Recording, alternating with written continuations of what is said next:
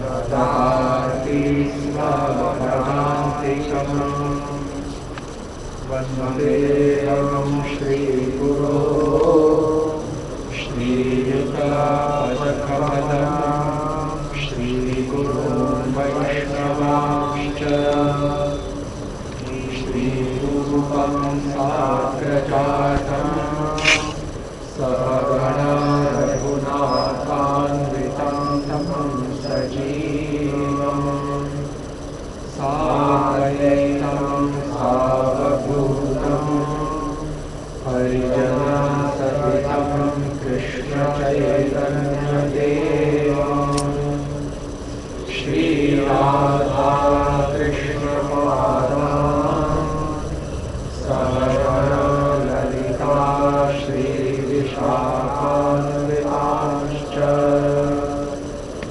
हे कृष्ण करुणा सिंहो दीनबन्धो जगत्पते गोपेश गोपिकान्त राधाकान्त नमोऽस्तुते तप्तकाञ्चन गौराङ्गी राधे वृन्दावनेश्वरी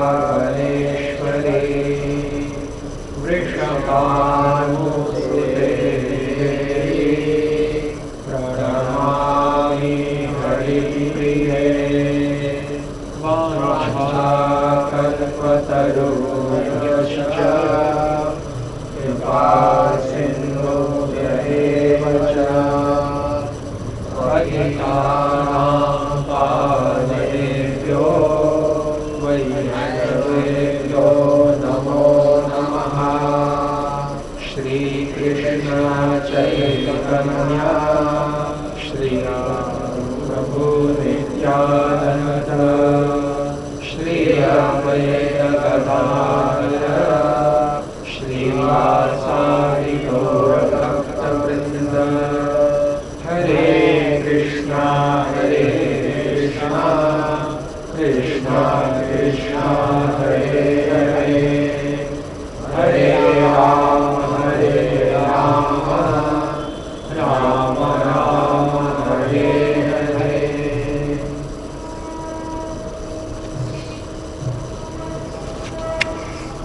अथ श्रीमद्भागवत महापुराण प्रथमः स्कन्धः प्रथमोऽध्यायः प्रथमः श्लोकः। श्रीधर स्वामी विरचिता भावार्थ दीपिका तस्याः द्वितीयः श्लोकः।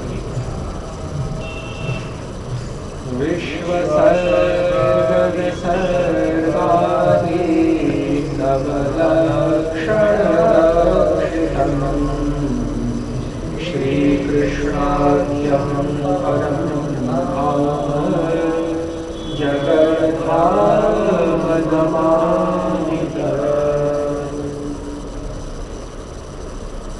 इस प्रकार से आश्रय तत्व स्वरूप अंतिम दशम पदार्थ के तात्पर्य का सम्यक अवधारण व अवगमन व परिवर्धन करने के लिए पूर्ववर्ती नव प्रकार की आश्रित श्रेणियों का ज्ञान जिस प्रकार से अपरिहार्य रूपेण अपेक्षणीय है, उसी श्रृंखला में हमने अष्टम पदार्थ निरोध का विवेचन संपन्न किया गत सत्र में, एवं वर्तमान सत्र में नवम पदार्थ रूप मुक्ति तत्व का विवेचन व आलोचन किया जाएगा। तो श्रीमद् भागवत के द्वितीय स्कंध के दशम अध्याय के षष्ठम श्लोक के द्वितीय चरण में भगवान शुकदेव मुनि राजर्षि सत्तम परीक्षित को उपदेश प्रदान करते हुए मुक्ति नामक नवम पदार्थ की परिभाषा को प्रस्तुत करते हैं और कहते हैं निरोधोऽस्यानुशयनम् आत्मनः सह शक्तिः मुक्तिर्हित्वान्यथा रूपम् स्वरूपेण व्यवस्थितिः। मुक्तिः हित्वा अन्यथा रूपम स्वरूपेण व्यवस्थितिः। अन्यथा रूपम हित्वा स्वरूपेण व्यवस्थितिः या सा मुक्तिः उच्यते इति अन्वयः। निज स्वरूप में व्यवस्थान करना, अवस्थान करना तथा पूर्ववर्ती काल में प्राप्त आरोपित माया के द्वारा प्रदत्त विक्षेपात्मिका एवं आवरणात्मिका, विक्षेपात्मिका एवं आवरणात्मिका जो वृत्तियां हैं, किसकी वृत्तियां हैं? गुण माया की व जीव माया की? गुण माया। ठीक है, तो गुण माया की नहीं, जीव माया की। गुण माया की वृत्तियां तो सात्विक, राजसिक, तामसिक जो प्रधान है 3 प्रकार का, एवं जिसके द्वारा समस्त जो पंच तन्मात्राएं, ज्ञानेन्द्रिय, कर्मेंद्रिय आदि जिसका हमने सर्ग के समय निरूपण किया, वो समस्त गुण माया के विकार है। ये आवरणात्मिका, विक्षेपात्मिका जीव माया के विकार है। तो जो जीव माया है और गुण माया है, ये दोनों ही जो महामाया है उसकी 2 प्रधान वृत्तियां हैं। और महामाया किसे कहेंगे? सत्वरज तमो रूपा त्रिगुणात्मिका बहिरंगा शक्ति की जिसकी अधिष्ठात्री भगवती सिंह वाहिनी दुर्गा, वह महामाया योग माया अंतरंगा शक्ति की प्रतिच्छाया प्रतिबिंब स्वरूपा, resembling the shadow of the original object known as the internal potency, as exemplified in the form of Yog Maya, is rather known as Mahamaya. तो इस प्रकार से जो ये महामाया है, वृत्तियां हैं उसकी गुण माया, जीव माया में पुनः आवरणात्मिका, विक्षेपात्मिका। तो आवरणात्मिका किसे कहेंगे? विक्षेपात्मिका किसे कहेंगे? देखिए, श्री भगवान 2 प्रकार के आवरणों से ढके हुए हैं। एक तो नाहं प्रकाशः सर्वस्य योग माया समावृतः, गीता शास्त्र में श्री भगवान का उद्घोष कि मैं सर्व जीवों के लिए प्रकाश्य पदार्थ नहीं हूं। मैं समस्त जीवों के सामने अपने वास्तविक स्वरूप को प्रकाशित नहीं करता। और कभी कभी तो मेरे जो प्रिय भक्त हैं श्री शंकर महादेव शंभो, उनको मैं आज्ञा दे देता हूँ और वे क्या करते हैं? प्रकाशम कुरु चात्मानम अप्रकाशम च मां कुरु मां च गोपय येन स्यात् सृष्टिः एषोत्तरोत्तरा। पद्म पुराण में श्री नारायण ने शंकर को आज्ञा दी कि प्रकाशम कुरु चात्मानम, हे शंकर आप अपने आत्मा का, आप अपने स्वरूप का तो प्रकाश करो इस वसुंधरा, इस पृथ्वी मेदिनी पर जाकर। लेकिन प्रकाशम च मां करो, लेकिन मेरा जो सच्चिदानंद श्री हरि का जो स्वरूप है उसको आप गुप्त ही रखना, उसको आप अप्रकाशित ही रखना। सामान्य जनों के नेत्रों से, चक्षुओं से आप मेरे स्वरूप को ओझल ही बनाए रखना। अप्रकाशम च मां करो मां च गोपय येन स्यात्, और मेरा गोपन कर। अब यहाँ पर प्रश्न ये उठता है कि एक बार भगवान कह रहे हैं कि प्रकाशम कुरु चात्मानम, कि आप अपने आप को प्रकाशित करो, फिर कहते हैं कि लेकिन मुझे अप्रकाशित रखना, अप्रकाशम च मां करो। फिर कहते हैं कि मां च गोपय येन स्यात्, कि जिस प्रकार से मुझे गुप्त रखा जाए उस प्रकार की प्रणाली का अवलंबन करना। तो तो प्रश्न ये उठता है कि जब भगवान ने कह ही दिया प्रथम चरण के अंतिम भाग में, अंतिम अंश में कि अप्रकाशम च माम कुरु, मुझे आप अप्रकाशित रखिए, तो फिर पुनः जब ये कह रहे हैं कि मुझे गुप्त रखिए, ये तो दोनों जो है पुनरुक्ति दोष है. The fault of redundancy is clearly seen applicable here. So why this fault of redundancy is present? ये जो पुनरुक्ति दोष है, इसी बात को दो बार दोहराना कि मुझे अप्रकाशित रखो और फिर कहता है मुझे गुप्त रखो, ऐसा नहीं. ऐसा इसलिए कि मुझे अप्रकाशित रखने का तात्पर्य है कि आप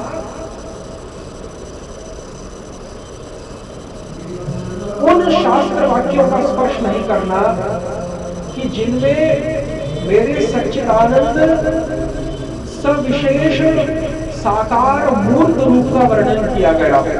केवल जो निर्विशेष ब्रह्म परम श्रुति तथा स्मृति वाक्य है उन्हीं का आप स्पर्श करना, और श्रीमद् भागवत जैसे शास्त्र जो हैं कि जिनमें मेरे सविशेष साकार स्वरूप का स्पष्टतः उल्लेख है उनका आप स्पर्श नहीं करना. ये तो अप्रकाशम च माम कुरु का तात्पर्य है कि मुझे अप्रकाशित रखो.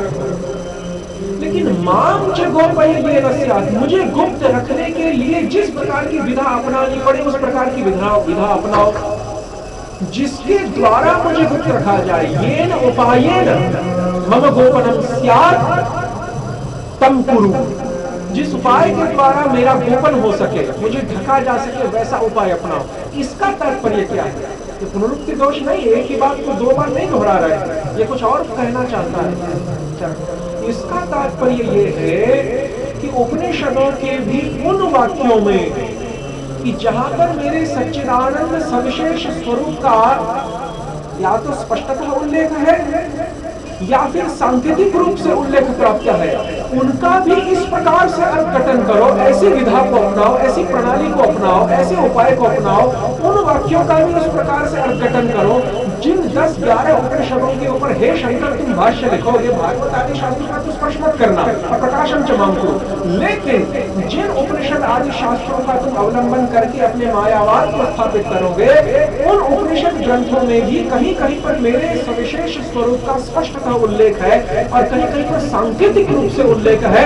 उन दोनों प्रकार के वाक्यों का इस प्रकार से अर्थघटन करना, ऐसा उपाय अपनाना कि मुझे प्रयत्न पूर्वक गुप्त रखा जाए मेरे सविशेष स्वरूप को. ये यहाँ पर इसका तात्पर्य पुनरुक्ति दोष नहीं. Fault of redundancy is wholly not applicable in this context.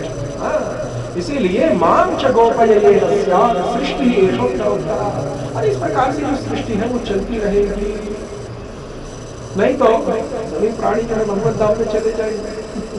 सृष्टि को भी चालू रखना है. क्यों? क्योंकि लोकवस्तु लीला कैवल्यम. यदि भौतिक प्रपंच नहीं होगा तो बहुत सारी ऐसी बातें हैं जो घटित नहीं हो सकती है. उसमें कुछ पारमार्थिक रहस्य भी छिपे हैं जिसकी अभी चर्चा करना प्रासंगिक नहीं. तो कहने का तात्पर्य यह है कि इस प्रकार से जो आवरणात्मिका है, नाहं प्रकाशः सर्वस्य योग माया समावृतः. भगवान ने कहा कि मैं योग माया के द्वारा ढका हुआ हूँ, इसीलिए हर किसी के लिए मुझे पहचानना संभव नहीं है. तो जैसे श्री शंकर ने भी एक आवरण पैदा किया और श्री भगवान को गुप्त बनाया, तो वो कौन सा आवरण था? वो योग माया का आवरण था या महामाया का आवरण था? वो महामाया का आवरण था. क्यों? क्योंकि उनकी अर्धांगिनी जो पार्वती है वो समय श्री शंकर की सहायता दे रही थी. वो स्वयं महामाया है ना, वो शंकर को सहायता देकर भगवत तत्व को गुप्त रख रही थी. तो ये महामाया का कार्य है. लेकिन एक ऐसा आवरण होता है जो कि भगवान की अंतरंगा शक्ति स्वयं पैदा करती है. देखिए, महामाया कृत जो आवरण है, that covering which is caused by the stimulating agency of the external potency, बहिरंगा शक्ति महामाया के द्वारा कृत उत्तेजित जो आवरण है, स्टिमुलेंट उत्तेजित जो आवरण है, उस आवरण के द्वारा श्री भगवान का स्वरूप नहीं ढकता है, पर जीवात्माओं के नेत्र ढक जाते हैं. नेत्र मतलब ज्ञान चक्षु की यहां बात करना, ये वाले नेत्रों की बात नहीं कर रहा, पार्थिव नेत्रों की बात नहीं कर रहा. तो जो जीवात्मा के जो ज्ञान चक्षु है वे ढक जाते हैं महामाया के आवरण के द्वारा. भगवान बाहर से नहीं ढकते.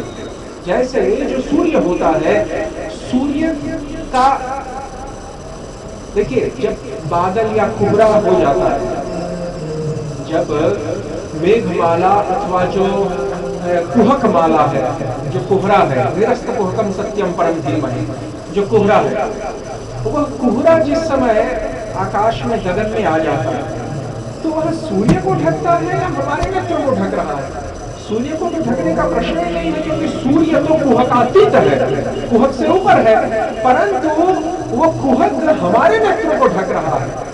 जो पदार्थ उससे ऊपर है उसको कुहक कभी नहीं ढकता, जो पदार्थ उसके नीचे है उसको वो ढकने का कार्य करता है। ठीक उसी प्रकार से जो महामाया कृत आवरण है, महामाया की जीव माया के द्वारा कृत जो आवरणात्मिका जो कार्य है, वो क्या करता है?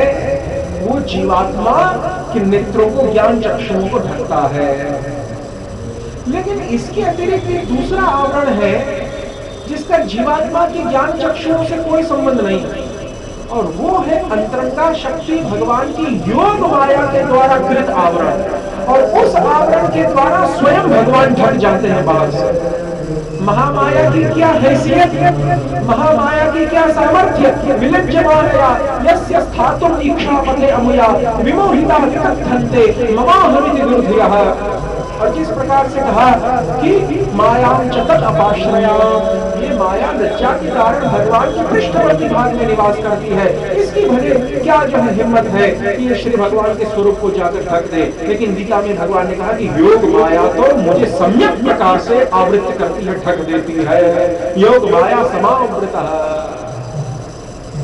तो इसलिए दो आवरण लगे हुए हैं। महामाया के आवरण को आप पार भी कर जाइए, योग माया के आवरण को आप पार नहीं कर सकते, क्योंकि जो महामाया का आवरण है, मान लीजिए ज्ञानी योगी अपने बलबूते पर येन केन प्रकारे खींचातानी करके उसको पार कर दिए,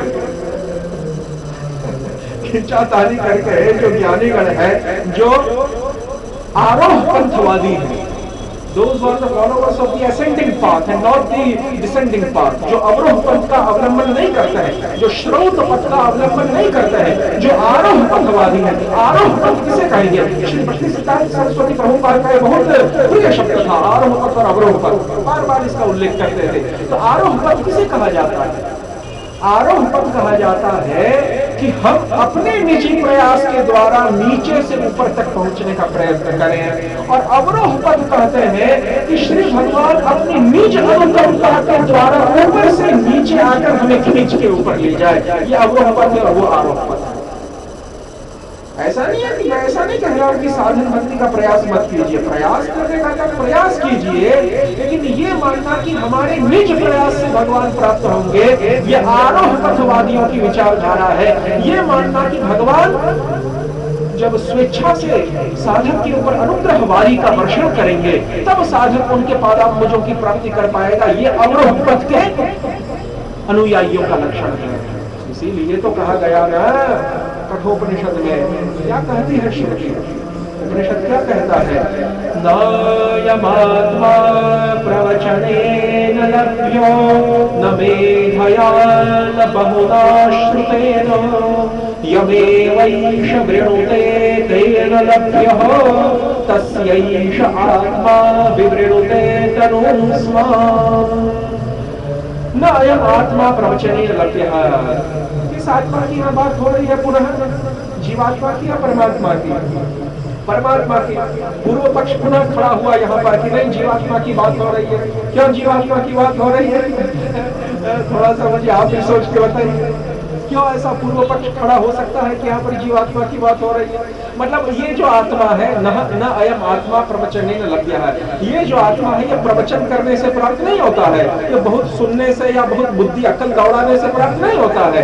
ऐसा जो कहा गया, ये जीवात्मा के लिए कहा गया, ऐसा जो यहाँ पर पूर्व पक्ष बनता है वादियों का, तो कंटेंडर्स वादियों का यहाँ पर जो पूर्व पक्ष बनता है, तो ये क्यों क्यों क्यों क्यों वो लोग ऐसी हिम्मत करते हैं यहाँ पर इस पूर्व पक्ष को उठाने की? कुछ संकेत है ना जो उनके पक्ष में भी जाता है, बताइए।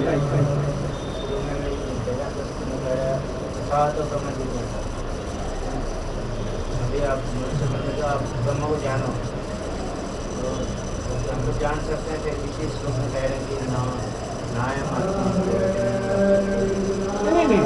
जानने की बात नहीं। जो लोग ऐसा कहते हैं कि ये श्लोक जीवात्मा की बात कर रहा है कि जीवात्मा को बहुत बुद्धि के द्वारा नहीं समझा जा सकता, जीवात्मा को बहुत प्रवचन के द्वारा और श्रवण के द्वारा प्राप्त नहीं किया जा सकता। मतलब यहाँ परमात्मा की बात नहीं हो रही है, यहाँ पर जीवात्मा के संबंध में ये सब कहा जा रहा है। तो वो लोग किस बात के आधार पर इस प्रकार से अर्घटन कर रहे हैं, जरा आप ही बताइए मुझे, थोड़ा और विचार करें। कहीं शास्त्र में कोई ऐसा दूसरा श्लोक प्राप्त है कि जो इस प्रकार की सिमिलर बात को करता हो? पकड़ लिया आपने, पकड़ लिया, ठीक है ठीक है। आश्चर्यवत् पश्यति कश्चिदेनम् आश्चर्यवत् वदति तथैव चान्यः आश्चर्यवत् चैनमन्यः शृणोति श्रुत्वाप्येनं वेद न चैव कश्चित्। गीता का दूसरा अध्याय। कई कुछ लोग आत्मा को बहुत आश्चर्य के रूप से देखते हैं, बहुत आश्चर्य के रूप में सुनते हैं, और कुछ तो देखने सुनने पर भी वास्तव में इसको समझ नहीं पाते।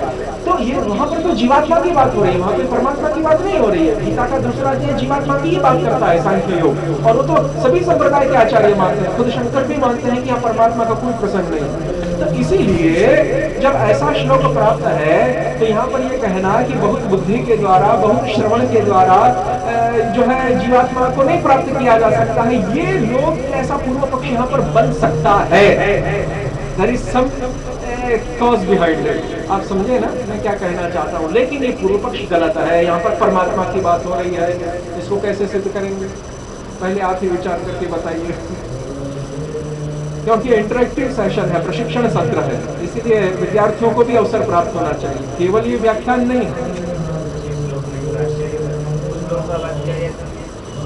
लोग नहीं समझ सकते, दूसरे लोग समझ सकते हैं।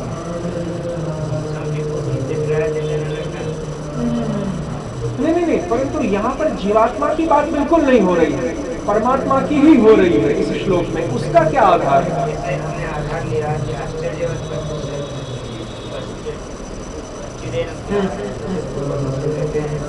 ये आत्मा के बारे में कहा जा रहा है, तो कभी आत्मा के बारे में कहा जा रहा है, तो ये देख सकते हैं कि इसका जो क्यों नहीं है, उसका जो मत है, वर्णन होता है कि यहाँ कह रहे हैं भगवान कुछ लोग नहीं जान सकते, दूसरे लोग जान सकते हैं, लेकिन आत्मा को कुछ लोग तो जान सकते हैं, बट ये जो कहा जा रहा है परमात्मा है, परमात्मा इसलिए नहीं जान सकते, उसको कोई नहीं जानता। ठीक है, ये भी एक अच्छा कारण है, लेकिन एक और कारण है जो बहुत स्पष्ट है।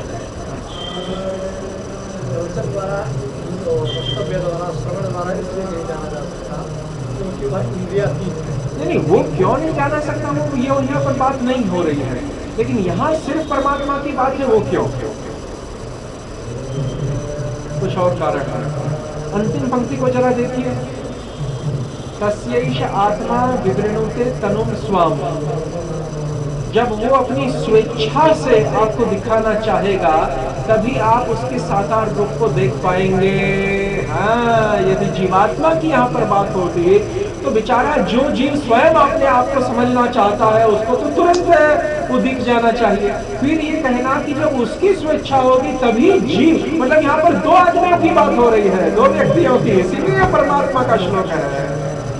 आप समझिए इस बात को। नायम आत्मा प्रवचनेन लभ्यः न मेधया न महुना श्रुतेन यमे वैष वृणुते तेन। वो जिसका वर्ण करेगा, यानी एक तो वर्ण करने वाला व्यक्ति है और एक वृणीत यानी जिसका वर्ण हो रहा है वो व्यक्ति। यहाँ पर दो व्यक्ति, अलग अलग व्यक्तियों की बात हो रही है, इसीलिए यह परमात्मा से संबंधित श्लोक है, बड़ा स्पष्ट प्रमाण।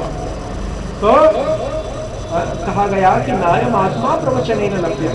ये जो आत्मा है, परमात्मा है, वो बहुत प्रवचनों के द्वारा प्राप्त नहीं होता।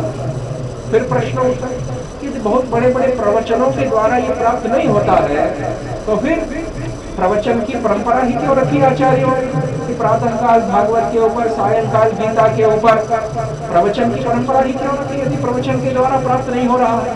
न मेधया, बुद्धि के द्वारा प्राप्त नहीं होता है।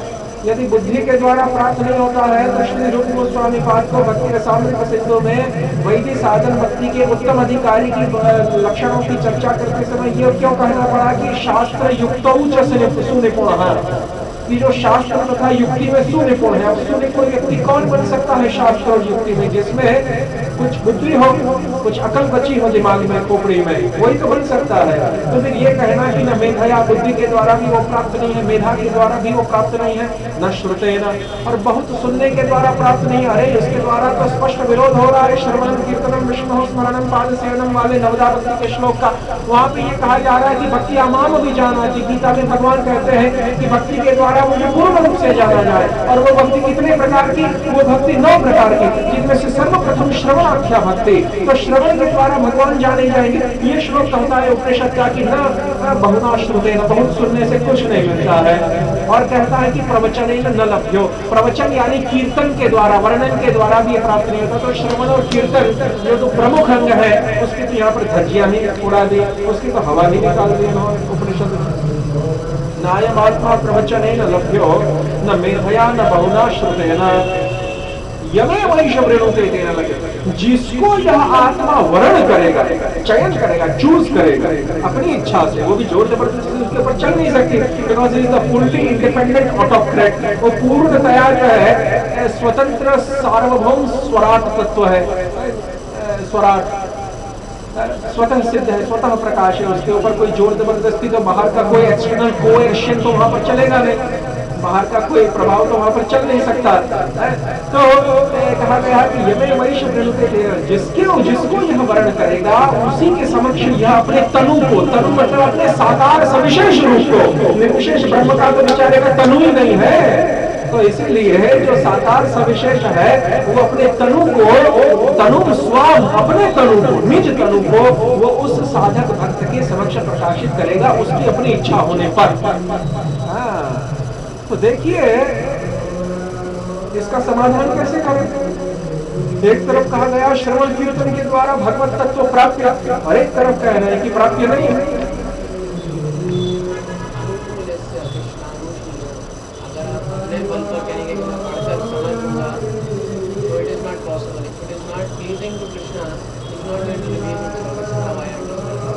नहीं, लेकिन कोई भक्त ये भी तो विचार कर सकता है कि मैं भगवान को संतुष्ट करने के लिए श्रवण कीर्तन और सब कर रहा हूँ, लेकिन श्रवण कीर्तन तो मैं स्वयं कर रहा हूँ अपने बल से, तो इसमें आनुकूल्य वाली बात ही नहीं लगती है। यहाँ पर तो दूसरा फैक्टर लग रहा है। आप आनुकूल्य वाले हो सकते हैं, लेकिन आप ये माने कि मैं जो साधन भक्ति कर रहा हूँ भगवत संतुष्टि निमित्त, वो मेरे अपने प्रयास, अपने उद्यम, अपने सामर्थ्य से मैं कर पा रहा हूँ। हाँ, आपने ये जो बात बताई, अपने प्रयास से थोड़ा जोर से बोलिए। आरोह पंथा से जाते हैं, हाँ। अपने प्रयास से कुछ करना चाहते हैं, उनको नहीं मिलते। हाँ, तो भगवान खुद कहें ये जो सिद्धांत है कि आरोह पथ वाले को नहीं मिलती, ये तो बाद में चलकर बनाया गया है। इसका मूलभूत कारण तो ये श्लोक है। तो कारण जो है उसमें मतलब क्या कही जा रही है वास्तव में? नहीं, यदि भगवान स्वयं ही चयन करना चाहते हैं कि ये अमुक व्यक्ति है लाख में से ये मेरा साक्षात्कार कर सकता है, फिर तो ये श्रवण कीर्तन करने की कोई आवश्यकता नहीं रह जाती। और वही बात उस श्लोक में स्पष्ट लिखी है कि प्रवचन के द्वारा लभ्य नहीं है, श्रवण के द्वारा लभ्य नहीं है, बुद्धि के द्वारा लभ्य नहीं है। तो फिर मतलब यही तो है ना, आप कैसे उसको सुलझाएंगे? प्रयास तो करना ही पड़ेगा। प्रयास के साथ कृपा अगर मिलेगी उसके साथ ही होगा। जैसे अपने बल बुद्धि पे बंदा च्यूत हो जाता है, भगवान की कृपा अगर मिल जाएगी फिर च्यूत नहीं होगा। जैसे विश्वामित्र जी है, अपने निजी बात पे बोल चले थे, वो सही बात है, लेकिन फिर प्रयास क्यों करना पड़ेगा? Why endeavour at all? If the Lord's mercy is the only factor, then why we should endeavour at all? That's the question which arises. When will his attention be attracted? Upon the performance of what type of sadhan bhakti will his attention be attracted? Which is according to his desire. And what is his desire? Again? No, परंपरा तो ठीक है, but what type of sadhan bhakti will attract Lord to pour down, shower down the mercy? What type of sadhan bhakti? What type of shravan, kirtan and smaran?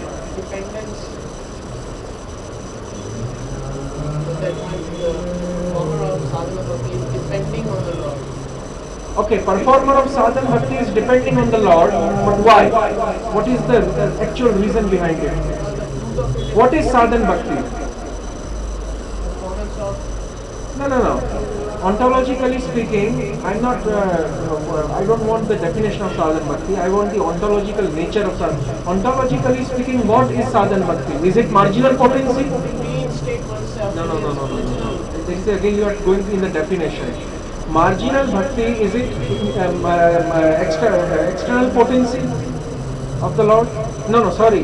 This sadhan bhakti. Sadhan bhakti, is it the external potency of the Lord? My question is, bhakti, yes, whether sadhan bhakti or prema bhakti doesn't matter. Bhakti in general, is it product of the external potency of the Lord, Bahiranga Shakti Maya? No. Is it product of the marginal potency? No, give me clear cut answer, not just yes or no. Is bhakti dependent on the marginal potency? No, independent. Is it product of marginal potency? It's independent of the margin. Okay, it's independent. Is it product of the internal potency? Bhakti? It's the function of the internal. Function, all right, but what is the constituent? Just like pot is made up of. Yes, constituently it's an internal potency. Okay, so constituent of भक्ति, जो भक्ति का उपादान घटक पदार्थ है, वह क्या है? तो वह भगवान की अंतरंगा शक्ति है, और अंतरंगा शक्ति में भी क्या तीन है, समृद्ध संधिनी हलादी, उसमें कौन सी वाली अंतरंगा? हलादी, पकड़ लिया आपने। और वही बात हमारे आचार्यों ने, विश्वनाथ जीव गोस्वामी आदियों ने संदर्भ में और अन्य ग्रंथों में सिद्ध की। अब आप मुझे बताइए कि जब भक्ति महारानी भी चाहे साधन अवस्था वाली हो, चाहे भाव अवस्था वाली हो, चाहे प्रेमा भक्ति की अवस्था वाली हो, भक्ति महारानी जब भगवान की आह्लादिनी शक्ति की वृत्ति है, और आह्लादिनी शक्ति भगवान की अंतरंगा शक्ति है, हम भगवान की तटस्था शक्ति के अंश हैं, हम जीव। तो जब भक्ति महारानी न हमसे संबंधित है और न ही बहिरंगा शक्ति माया से संबंधित है, बल्कि भगवान की अंतरंगा शक्ति का वो विकार है, उससे संबंधित है, उसका कार्य है, अंतरंगा शक्ति का कार्य है भक्ति। तो अब आप मुझे बताइए कि हमें क्यों अकड़ नहीं करनी चाहिए भक्ति करते समय? अब आप मुझे बताइए। मैंने आपको उत्तर तक लगभग पहुंचा ही दिया है। हम अपनी भौतिक इंद्रियों द्वारा भक्ति को नहीं ग्रहण कर सकते। नहीं, वो बात तो We are ठीक है, subordinate. लेकिन Tattva-wise, we are subordinate to the internal. That's how we cannot. वो सब ठीक है, वो सब अपने अपने स्थान पर ठीक है, लेकिन मैं जो उत्तर सुनना चाहता हूँ वो कुछ और है। Bhakti Devi is a person. नहीं, आप बहुत ज्यादा कॉम्प्लिकेटेड मत सोचिए, उत्तर यहाँ पर हाजिर हो गया है। We are 99% near to the answer, इसीलिए मैं तो आपको प्रश्नों को पूछ के मैं यहाँ तक ले आया आपको। ये भी एक तरीका होता है उत्तर तक पहुँचने का। It's like maybe relationship between. Okay, Bhakti Maharani is product of the internal potency. We are totally separate. We are marginal. So now, why, when we are performing bhakti, we should not feel arrogant that it is I who am performing bhakti. Because we cannot. That's all right. But जिस प्रकार से भक्ति महारानी आपके अनुगत नहीं है, she is not subservient to you. Why? Because if Bhakti Maharani was to be the product of the marginal potency, then you would have full power over Bhakti, and then you would say that it is because of my endeavor that I am able to perform sadhan Bhakti. It would be logical to say like that in those circumstances. उन संदर्भों में कि जब भक्ति महारानी तटस्था शक्ति की अंश रूपा होती और हम भी तटस्था शक्ति के अंश रूप हैं, तब जाकर ये कहना कि हम अपने निज प्रयास के द्वारा भक्ति को साधित कर रहे हैं, उसमें कुछ युक्ति संगत लगता, ऐसा सुनना, ऐसा विचारना, ऐसा कहना। लेकिन जब भक्ति महारानी किसी दूसरे ही डिवीजन से बिलोंग करती हैं, अंतरंगा शक्ति वाली श्रेणी के अंतर्भूत हैं, हम तटस्था शक्ति वाले हैं, और भक्ति महारानी अपनी स्वेच्छा से जब हमारी इंद्रियों पर अवतरित होती है, सेवोन्मुखे ही जिह्वादौ स्वयमेव स्फुरत्यतः, तब ये जाकर कहना कि हम अपने बल पर जो है भक्ति कर रहे हैं, कितना उचित और कितना अनुचित है, अब आप समझ जाइए। यदि जिस प्रकार से माता पुत्र को प्रसव करती है, उसका अधिकार बनता है पुत्र के ऊपर। उस प्रकार से क्या तटस्था शक्ति ने भक्ति का प्रसव किया है? तटस्था शक्ति जो है मार्जिनल पोटेंसी, उसने भक्ति का प्रसव किया है। तो भक्ति का प्रसव किसने किया है? अंतरंगा शक्ति ने किया है। जब अंतरंगा शक्ति भक्ति को प्रसूत करती है, जनरेट, और जब भक्ति महारानी तटस्था शक्ति से मार्जिनल पोटेंसी से प्रसूत नहीं है, she is not generated by the marginal, then how can the marginal potency ever claim lordship over the performance of bhakti? This is the ontological reason जहां तक मैं आपको ले जाना चाहता था। इसीलिए कभी भी जीवात्मा के पक्ष में नित्य सिद्ध परिकर तो जो है अधिकार बता सकते हैं अपना, लेकिन जीवात्मा, क्योंकि नित्य सिद्ध परिकर भी अंतरंगा शक्ति के ही कार्य रूप है, अंश रूप है, लेकिन हम जो विभिन्नांश जीवात्माएं हैं, तटस्था शक्ति की जो अंशभूताएं हैं, हम जीवात्माएं, हमारे द्वारा ये कहना कि भक्ति तो हम कर रहे हैं, अरे नहीं, भक्ति बल तुमको दे रही है ताकि तुम उसकी सेवा कर सको। भक्ति महारानी ही तुमको ऐसा बल प्रदान कर रही है। भक्ति महारानी अंतरंगा शक्ति है, वह तुम तटस्था शक्ति को ऐसा बल, ऐसा सामर्थ्य प्रदान कर रही है कि तुम उसका आचरण करने के लिए योग्य बन सको, नहीं तो तुम्हारी क्या हैसियत। इसीलिए श्री सनातन गोस्वामी पाद को एक श्लोक कहना पड़ा, और उस श्लोक को श्री रूप गोस्वामी पाद भक्ति रसामृत सिंधु में उल्लिखित करते हैं। यथा अयम श्री सनातन गोस्वामी प्रभुपादानाम, भक्ति रसामृत सिंधु में श्री रूप कहते हैं कि हमारे दीक्षा गुरु सनातन गोस्वामी प्रभुपाद ऐसा कहते हैं, यथा अयम श्री सनातन गोस्वामी प्रभुपादानाम न प्रेमा श्रवणादि भक्तिरपि वा योगोऽथवा वैष्णवो ज्ञानं वा शुभकर्म वा कियदहो संजातिरप्यस्ति वा हीनार्थाधिक साधके त्वयि तथाप्यच्छेद्य मूला सती हे गोपी जनवल्लभ व्यथयते हा हा मदाशैव न प्रेमा श्रवणादि। श्री सनातन गोस्वामी पाद तो यदि योग देखने जाए तो भगवान श्री हरि के नित्य सिद्ध परिकर है, और साक्षात श्री ब्रज की लवंग मंजरी है, लेकिन साधक भक्तों की स्थिति पर आकर बोल रहे हैं। साधक भक्तों के समक्ष एक आदर्श स्थापित करने के लिए कि यदि मैं नित्य सिद्ध होकर इस प्रकार से विचार कर सकता हूं, तो तुम लोगों को तो ऊपर जाने की कोई आवश्यकता नहीं है। यदि मैं नित्य सिद्ध होकर तुम्हारे लेवल पे आकर, तुम्हारे स्तर पर आकर इस प्रकार से कह सकता हूं अपने लिए, तो तुम लोग तो इससे ऊपर कभी जा ही नहीं सकते। तुमको तो ये विचार हमेशा रखना पड़ेगा। हम तो इस स्तर के नहीं है, लेकिन फिर भी हम इस स्तर पर आके बोल रहे हैं तुम लोगों को सिखाने के लिए। क्या कह रहे हैं? न प्रेमा, मेरे अंदर प्रेमा भक्ति नहीं है। प्रेमा भक्ति अर्थात साध्य रूपा पंचम पुरुषार्थ, प्रयोजन तत्व नहीं है मेरे पास। मैं प्रयोजन तत्व से अभी रहित हूं, जबकि उनमें सब कुछ है। न प्रेमा, मेरे पास पंचम पुरुषार्थ प्रेम विद्यमान नहीं।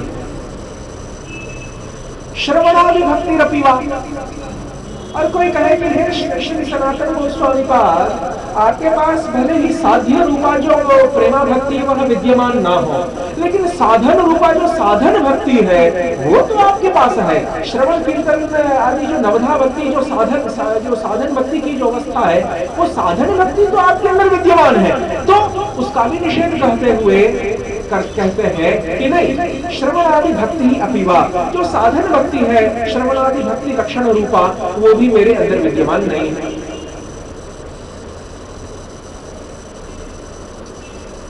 न प्रेमा श्रवणादि भक्ति रपिवा योगो। और यदि कोई कहे कि ठीक है श्रवणादि भक्ति साधन भक्ति नहीं है और वो साध्य भक्ति जो है पंचम पुरुषार्थ प्रेम नहीं है आपके पास, लेकिन योग मार्ग के जो यम नियम आदि जो गुण है, अष्टांग योग मार्ग के यम नियम आदि जो सोपान है, जिसमें यम नियम में क्या आता है, शम आता है, दम आता है, ब्रह्मचर्य आता है, ऐसे जो सद्गुण है ये आपके अंदर है, तो कहते हैं कि नहीं ये भी मेरे पास है, योगो अथवा वैष्णव। फिर कोई कहे कि ठीक है आपके पास यम नियम आदि लक्षण ना हो, आपके पास साधन भक्ति ना हो, प्रेमा भक्ति ना हो, लेकिन आपके पास जो वैष्णवों का जो स्वभाव है, वैष्णवों के पास एक जो स्वभाव होता है वो क्या होता है, पर दुख दुखित्व, पर दुख दुखित्व, पर दुख दुखित्व का जो वैष्णवों का स्वभाव है वो आपके पास है। तो कहते हैं कि नहीं नहीं नहीं ऐसा कोई पर दुख दुखित्व का स्वभाव भी जो है मेरे पास नहीं है वैष्णव। कोई कहे कि नहीं आपके पास कम से कम शरीर और आत्मा की पृथकता को निरूपित करने वाला जो सांख्य का ज्ञान है, गीता के 2वें अध्याय में वर्णित, उस आत्मज्ञान से तो आप कम से कम युक्त हैं, लैस हैं, लैस युक्त हैं। तो कहते हैं कि नहीं उस आत्मज्ञान भी मेरे पास नहीं है। ज्ञानम वा न प्रेमा श्रवणादि भक्ति रपिवा योगो वा वैष्णवो ज्ञानम वा शुभ कर्म वा।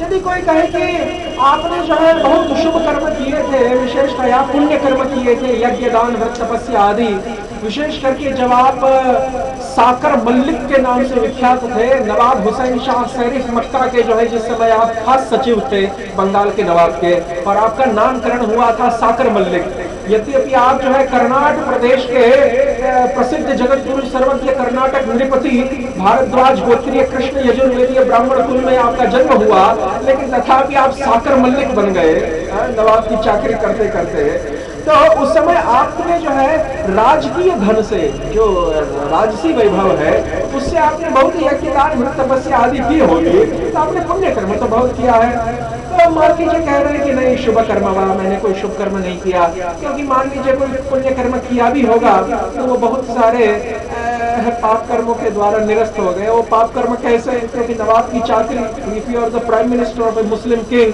Then you naturally must be supporting him in his illegal activities. आप समझिए इन बातों को। तो इसीलिए नवाब के अवैध कार्यों में भी हमने हाथ तो बटाया ही है, जब उनके खास मंत्री थे, प्रधानमंत्री थे, तो इसीलिए हमारे जो शुभ कर्म थे वो सब धो दिए गए। तो plus minus equals 0, check and balance.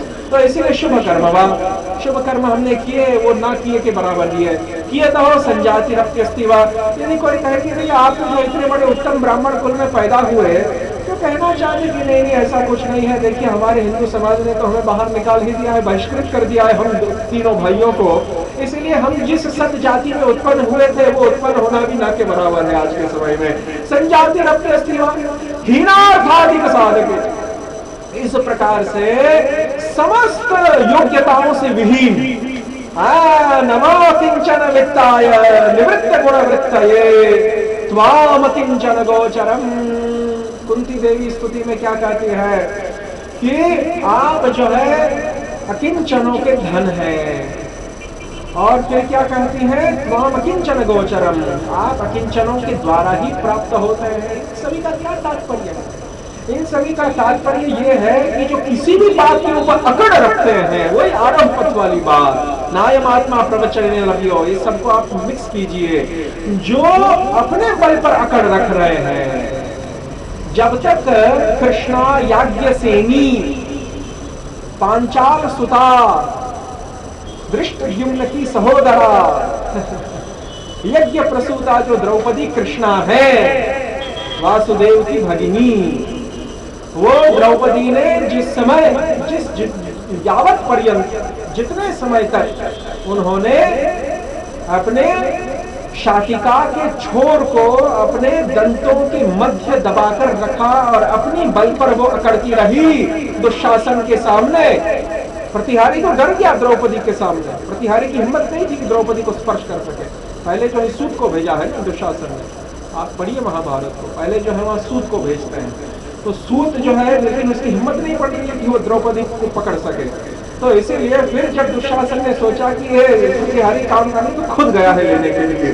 तो कहने का तात्पर्य यह है कि जिस समय द्रौपदी इस बल पर अकड़ रही थी कि मैं स्वयं अपने निज बल पर अपने आप की रक्षा कर लूंगी, क्योंकि क्षत्राणी है इसीलिए थोड़ा वो अहंकार बना हुआ कि मैं जो है अपने आप का रक्षण कर लूंगी। तो जब तक निज बल पर अकड़ रही है तब तक तो कोई संभावना नहीं है, लेकिन जिस समय दोनों हाथ ऊपर करके दांतों का वो छोर भी छूट गया है और जिस समय दोनों उत्तान बाहु हो गए, जिस समय हे गौरीचन वल्लभ जगतपते द्वारका वासिन पाहि माम, महाभारत का श्लोक सभा पर्व का, कि हे द्वारकावासी, हे जगतपते, हे गोपीजन वल्लभ पाहि माम, अभी आप ही केवल मेरी रक्षा कीजिए, तब जाकर बात बनी है।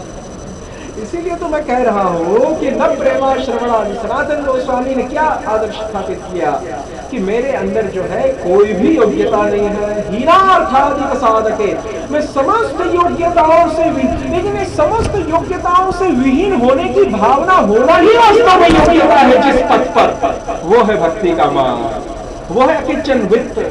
देखिए जो भक्ति मार्ग के जो विरोधी है, मायावादी है, अद्वैतवादी है और अन्य अन्य जितने भी भक्ति मार्ग के विरोधी हैं,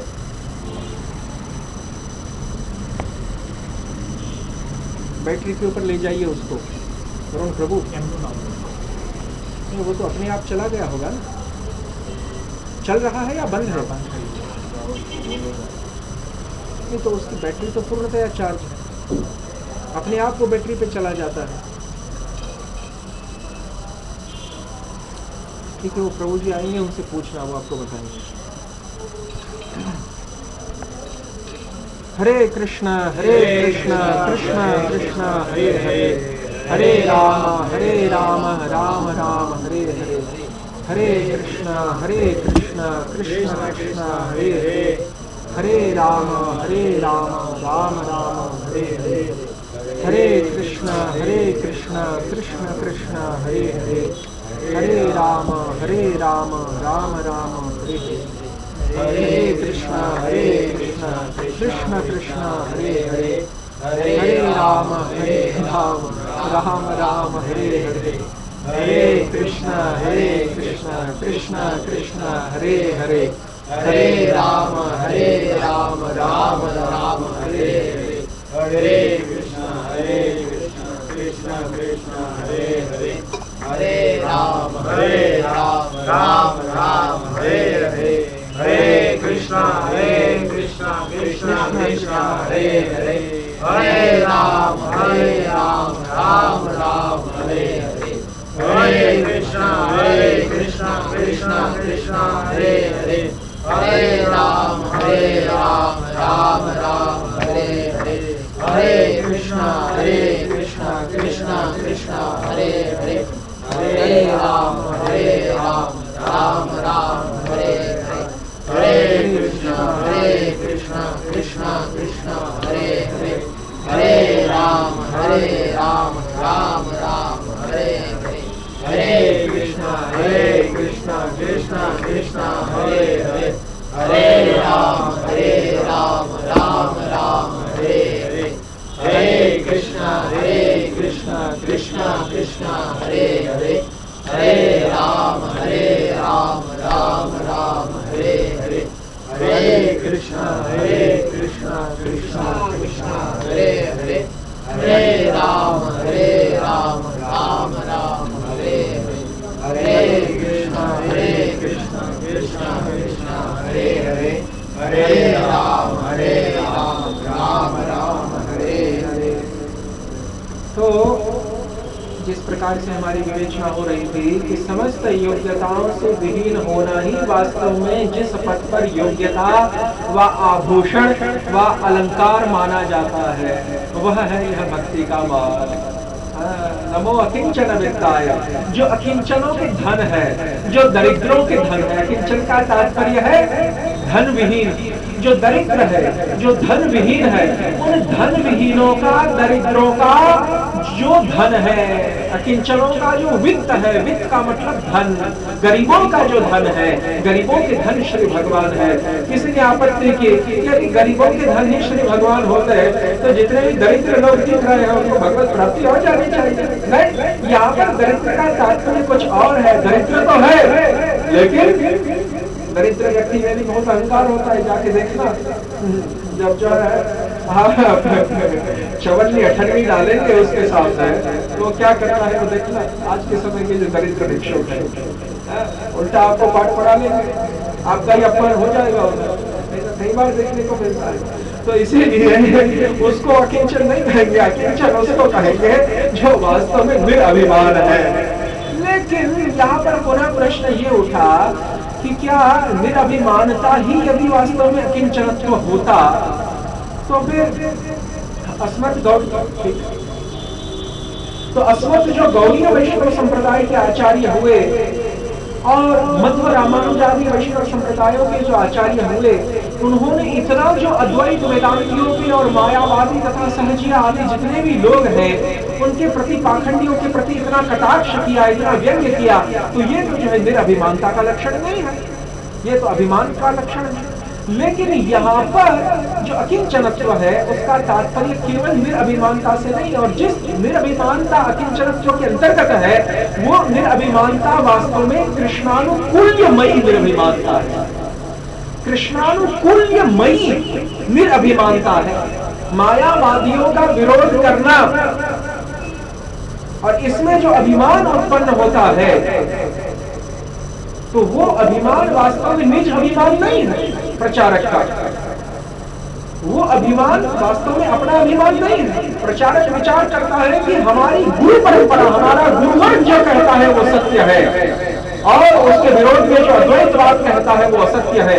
वो अपने गुरुवर्ग को सर्वश्रेष्ठ मान रहा है, वो स्वयं वहां पर निरअभिमान बना हुआ है।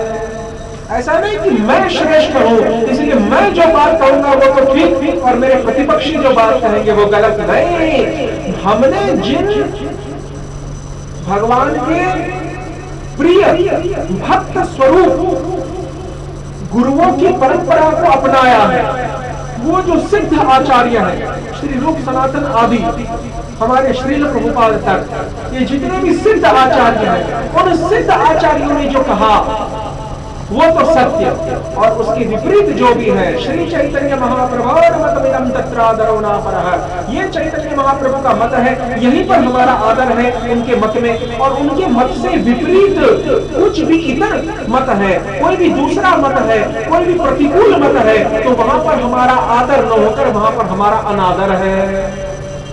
ये श्रीनाथ चक्रवर्ती पाद कहना चाहते हैं चैतन्य महाप्रभु और मतमिदं तत्रादरो न परः इस श्लोक में। कहने का तात्पर्य क्या है कि जिस समय हम वैष्णव धर्म के प्रचारक पाखंडी विचारधाराओं का विरोध करते हैं तो उस समय भी हमारी स्वीय अपनी जो निरअभिमानता है वो ही प्रकट होती है। और यदि कोई कहे कि नहीं आप बड़े अभिमानी बन गए, प्रभुदत्त ब्रह्मचारी जी ने कटाक्ष किया कृष्णदास कविराज के ऊपर और उस प्रभुदत्त ब्रह्मचारी को मुंहतोड़ जवाब देना चाहता है।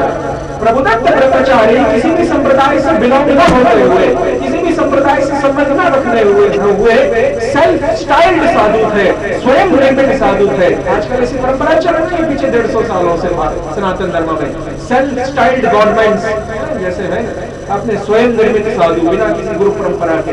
तो प्रभुदत्त ब्रह्मचारी जी वास्तव में चैतन्य महाप्रभु का जीवन लिखा हिंदी भाषा में पहली बार 1930 के दशक में। लग तो ऐसा रहा है कि बहुत उपकार किया उन्होंने हिंदी भाषी क्षेत्र का, जो है चैतन्य जीवन को हिंदी में परिवर्तित करके, लेकिन वास्तव में देखने जाए तो गौड़ीय संप्रदाय का जो मूलभूत आशय था उसी को उन्होंने समाप्त कर डाला।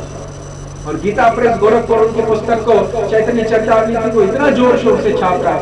अरे भैया, जो चैतन्य महाप्रभु के जो प्रथम जीवनकार हैं, चरितकार हैं, the very first biographers of lord Chaitanya, उनकी बात को तो तुम अनसुनी कर रहे हो और तुम जो है 450 साल बाद आ रहे हो और तुम अपने आप को उनसे श्रेष्ठ मान रहे हो।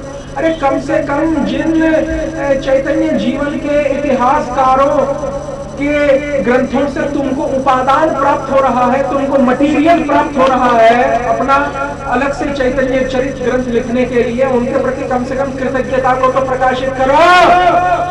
ये नहीं मानेंगे और हम भी नहीं मानेंगे। यदि ये नहीं मानेंगे तो गौड़ीय संप्रदाय के जो प्रचारक है वो भी नहीं मानेंगे, वो भी अपनी जिद पर कर जाएंगे। और वो जिद क्या है कि उन्होंने जो आक्षेप किया कि कृष्णदास कविराज गोस्वामी ने जो ये कहा कि पुरुषेण कीट होइते मोहि से लघिष्ठ, जगाई माधाई होइते मोहि से पापिष्ठ, कि जगाई माधाई जो थे उनसे मैं अधिक पापी हूँ, और सूअर की टट्टी में पड़ा हुआ जो कीड़ा है उससे मैं अधिक निंदनीय हूँ। सूअर, शुकर जो है अन्य समस्त प्रकार की विष्ठाओं का भक्षण करता है, उस शुकर की जो विष्ठा है उसमें पड़ा हुआ जो कीट है उससे भी मैं अधिक तुच्छ हूं। ये इस प्रकार से जो कृष्णदास कविराज ने कहा, तो जो निरभिमानता प्रकट की, जो तृणादपि सुनी चेनत को जो प्रकट किया, तो कटाक्ष क्या करते हैं प्रभुदत्त जी कि ये तो केवल बाहर का दिखावा है कृष्णदास कविराज का। यदि वो वास्तव में निरभिमान होते तो मायावादियों के प्रति कटाक्ष न करते। देखिए ये लोग हैं, बड़े खतरनाक लोग हैं। चैतन्य महाप्रभु को उनके संप्रदाय से अलग करके प्रस्तुत करना चाहते हैं, लेकिन नहीं होने देंगे उनका प्रयास सफल किसी भी प्रकार से। चैतन्य देव को उनके संप्रदाय से अलग करके इस प्रकार से प्रस्तुत करना चाहते हैं कि चैतन्य देव का तो किसी संप्रदाय के साथ कोई मतलब ही नहीं था। अरे वो तो जो है आप कोई भी हो, चैतन्य देव जो है वो जो बात कह रहे हैं वो तो सभी के लिए है, और आप लोग जिस किसी पद का अवलंबन कर रहे हैं आप चैतन्य देव का ही पद का अवलंबन कर रहे हैं, ऐसा मानो। ये ऐसे लोग हैं, बड़े खतरनाक लोग हैं। ऊपर से देखने में बहुत ऐसे लगते हैं कि अरे कितना भावपूर्ण उन्होंने चैतन्य चरित्र लिखा, और वास्तव में ऊपर से देखने और पढ़ने में ऐसा ही लगता है कि शायद चैतन्य चरितामृतकार कृष्णदास कविराज में बहुत पीछे छूट गए प्रभुदत्त ब्रह्मचारी के। इतना जो है भावपूर्ण लिखा है उन्होंने, पर वो केवल बाहर का भाव है। वो वास्तविक शुद्ध सत्व परिमार्जन हृदय में, उन्नत उज्ज्वल हृदय में प्रकट होने वाला जो विशुद्ध सत्वमय भाव है वो भाव नहीं है, केवल बाहर से दिखाई देने वाला भाव। ऐसा लगेगा इनकी चैतन्य चरितावली को पढ़ने से कि जिस तरह से चैतन्य चरित्र को प्रस्तुत कर रहे हैं ऐसा तो वृंदावन दास भी नहीं कर पाए, ऐसा तो कृष्णदास कविराज भी नहीं कर पाए। साक्षात कस्तूरी मंजरी भी यहाँ पर फेल हो गई और साक्षात शुद्ध मुनि भी फेल हो गए, ऐसा लगता है। देखिए ये जो पाखंड होता है ना बाहर से तो बहुत आकर्षक है, कई बार तो जो है बड़े बड़े विद्वान भी कई बार चक्कर खा जाते हैं, लेकिन फिर हाँ शास्त्रों के आधार पर जब देखते हैं दूध का दूध पानी का पानी होने लगता है। झूसी में उनका आश्रम है। हाँ उनके भगवत्ता को ज्यादा प्रमाण तो मुझे लगे हुए हैं। हाँ उसके जो कहानी का मिठास को उसको साइड करके भगवान है बोलते, लेकिन मैं उस चीजों को नहीं मानता। वो इंट्रोडक्शन में पहले से हाँ वो लिखे हैं, वो तो एक पॉइंट है बहुत बड़ा, लेकिन जब उन्होंने ये दूसरा जो कटाक्ष किया है ये तो उससे भी भयंकर है। उन्होंने जो ये कटाक्ष किया प्रभुदत्त जी ने उसी भूमिका में कि शायद ये जो चैतन्य चरित्रकार हैं कृष्णदास कविराज और वृंदावन दास जैसे, ये लोग चैतन्य महाप्रभु के उपदेश त्रिणादपि सुनी चेन को भूल गए मायावादियों के ऊपर कटाक्ष करते समय। इस प्रकार से जो वो व्यंग मारते हैं ये हम नहीं सहन करेंगे, क्योंकि चैतन्य महाप्रभु के जो नित्य सिद्ध परिकर है वो कदापि भूल कर ही नहीं सकते। त्रिणादपि सुनी चेन तो उनके प्राण के साथ एकीभूत हो गया है। उनका जो अस्तित्व है महाप्रभु के नित्य सिद्ध पार्षदों का, उनके प्राणों के साथ, उनके व्यक्तित्व के साथ, उनके अस्तित्व के साथ चैतन्य देव की प्रत्येक शिक्षा का एक एक अक्षर जो है एकीभूत है, तादात्म्य को प्राप्त है। तो ये कैसे आप संभावना कर सकते हैं? इसीलिए मैं कह रहा हूं कि यहाँ पर अकिंचनता का तात्पर्य वो बाहर से दिखाई देने वाला त्रिनाद वो भाव नहीं है। यहाँ पर निरभिमानता का जो तात्पर्य है, अकिंचनत्व का जो तात्पर्य है, वो बाहर से दिखाई देने वाला जो है इस प्रकार से जो है वो नहीं है। यहाँ पर निरभिमानता का तात्पर्य है कि भगवत संबंध में निरभिमान, भगवान और भगवान के अनुकूल जितने भी पदार्थ हैं उनके संबंध में तो निरभिमान रहना और बड़ा विनम्र रहना, लेकिन भगवान के प्रतिकूल जितने भी लोग हैं, सिद्धांत हैं, उनके खिलाफ जो है सिंह के समान। तो इसीलिए भगवान राम के संबंध में भी क्या कहा गया रामायण में कि वज्रादपि कठोराणि कुसुमादपि मृदुनि, जो वज्र से भी अधिक कठोर बन सकते हैं, और जो कुसुम पुष्प जो कमल का फूल है उससे भी अधिक कोमल यानी मृदु बन सकते हैं। ये दोनों ही गुण जैसे भगवान में है वैसे उनके भक्तों में भी संचारित होते हैं। ज्ञान मार्गी भले ही जो है व्यंग मारा करे, उससे में कोई फर्क नहीं पड़ता। हम तो भक्त है भैया, हमारे स्वामी के पास जो गुण है वो हमारे जाएंगे हमें कोई इसमें लाज नहीं है। हमारे स्वामी के पास जो गुण होगा, वज्र से अधिक कठोर होना और कमल फूल से अधिक कोमल होना, वो हमारे अंदर भी आएगा। तो वज्र से अधिक कठोर हम कब बनेंगे? वज्राधिक कठोर हम तब बनेंगे जब हम भगवत प्रतिकूल व्यक्ति और सिद्धांतों का सामना करेंगे। और ये कुसुम पुष्प से हम अधिक कोमल कब बनेंगे? जब हम श्री भगवान और तत्संबंधी जो अनुकूल पदार्थ हैं उनका हम सामना करेंगे। तो इसीलिए अकिंचन का तात्पर्य है केवल भगवान के संबंध में निरभिमानता का रहना, भगवान और भगवत संबंधी पदार्थों के संबंध में। भगवत संबंधी पदार्थ क्या है? भगवान के भक्त और भक्ति महारानी। भगवत संबंधी पदार्थ क्या है? भगवान की भक्त और भक्ति महारानी, तीन है ना, भक्ति भक्त और भगवंत। एक दोहा भी है, भक्ति भक्त भगवंत गुरु चतुर नाम वपुए। तो इसीलिए हाँ, वो बड़ा प्रसिद्ध दोहा है हिंदी का। तो भक्ति भक्त और भगवान, तो भगवान के संबंध में निरभिमान रहना। कि भगवान के संबंध में यह कि हम तो तुच्छ दास हैं उनके, इस प्रकार से निरभिमान रहना। भगवान के जो शुद्ध भक्त हैं उनके संबंध में निरभिमान रहना कि अरे हम तो भगवान के भृत्यों के भृत्यों के भृत्यों के भृत्यों के भृत्य है। वो महाराज कुलशेखर भी कहते हैं मुकुंदमाला स्तोत्र में। हाँ बिल्कुल बिल्कुल, वही श्लोक है। तो इसीलिए भृत्यों के भी हम भृत्य हैं। और वो भी कहा गया ना हम विप्रो न च नरपतिर ना भी वैश्यो न शूद्रो ना हम वर्णी न च गृहपतिर नो वनस्थो यतिर्वा किंतु प्रोद्य निखिल परमानंद पूर्णामृताब्धेहे गोपी भर्तुः पदक बनयोर दास दासानुदासः। तो इस प्रकार से जो भाव है, वयंतु हरिदासानाम, हम तो जो है हरिदासों के भी पाद त्राण को धारण करने वाले सेवक हैं। तो इस प्रकार का जो भाव है पद्यावली में बताया गया, मुकुंदमाला स्तोत्र में बताया गया, और ना हम विप्रो वाले श्लोक में जो बताया गया, इस प्रकार का जो भाव है भगवान के भक्तों के संबंध में रहना, ये वास्तव में निरभिमानता है। और तीसरी निरभिमानता क्या है? भक्ति के संबंध में, और उसी पे हम आना चाहते हैं। वही हमारा पॉइंट है नायमात्मा प्रवचन लभ्यो वाला। भक्ति के संबंध में जो निरभिमानता है वो क्या है? वो ये है कि भगवान की भक्ति तो अंतरंगा शक्ति है, उसकी कृपा से आज हम उसके जो श्रवण कीर्तन आदि अंग है उसका आचरण करने में समर्थ बने हैं। हम तटस्था शक्ति, कोई अपने निज बलबूते पर, कोई अपनी निज अकड़ पर, कोई अपनी निज जो है सामर्थ्य पर हम भक्ति के अंगों का श्रवण कीर्तन आदियों का आचरण कदापि नहीं कर सकते। क्योंकि यदि हम कर सकते तो फिर पद्म पुराण आदियों में अतः श्री कृष्ण नामादि भवेद्राह्यमिन्द्रियैः सेवोन्मुखी जिह्वादौ स्वयमेव स्मृत्यतः आदि श्लोक विद्यमान न होते भक्तिरसामृत सिंधु में, ये श्लोक विद्यमान न होता। इसीलिए भक्ति महारानी तो अपनी इच्छा से ही स्वतः प्रकाश है। तो जब भक्ति महारानी स्वतः प्रकाश है, हमारी अधीन नहीं है, तो फिर हम साधन भक्ति करते समय ये भाव क्यों रखें कि हम साधन कर रहे हैं, हम साधन कर रहे हैं, ऐसा भाव रखेंगे। हम अपने बल पर साधन भक्ति का आचरण कर रहे हैं, ऐसा भाव यदि हम रखेंगे तो क्या होगा कि उस श्रवण के द्वारा श्री भगवान प्राप्त नहीं होंगे, उस कीर्तन प्रवचन के द्वारा श्री भगवान प्राप्त नहीं होंगे, उस मेधा के द्वारा मनन और स्मरण करने पर, शास्त्रों का चिंतन करने पर श्री भगवान प्राप्त नहीं होंगे। भगवान को तभी प्राप्त होंगे, भगवान कृपा को तभी बरसाएंगे जब हम ऐसे साधन को करें जिसमें हम आरोह पथ की विचारधारा को त्याग कर ये माने कि ये साधन भी हम भगवत कृपा के द्वारा ही कर पा रहे हैं। लेकिन ये मानना कि भगवत कृपा भी बिना साधन किए हो जाएगी, ये गलत है। क्योंकि साधन किए बिना भगवत कृपा जागृत नहीं होती।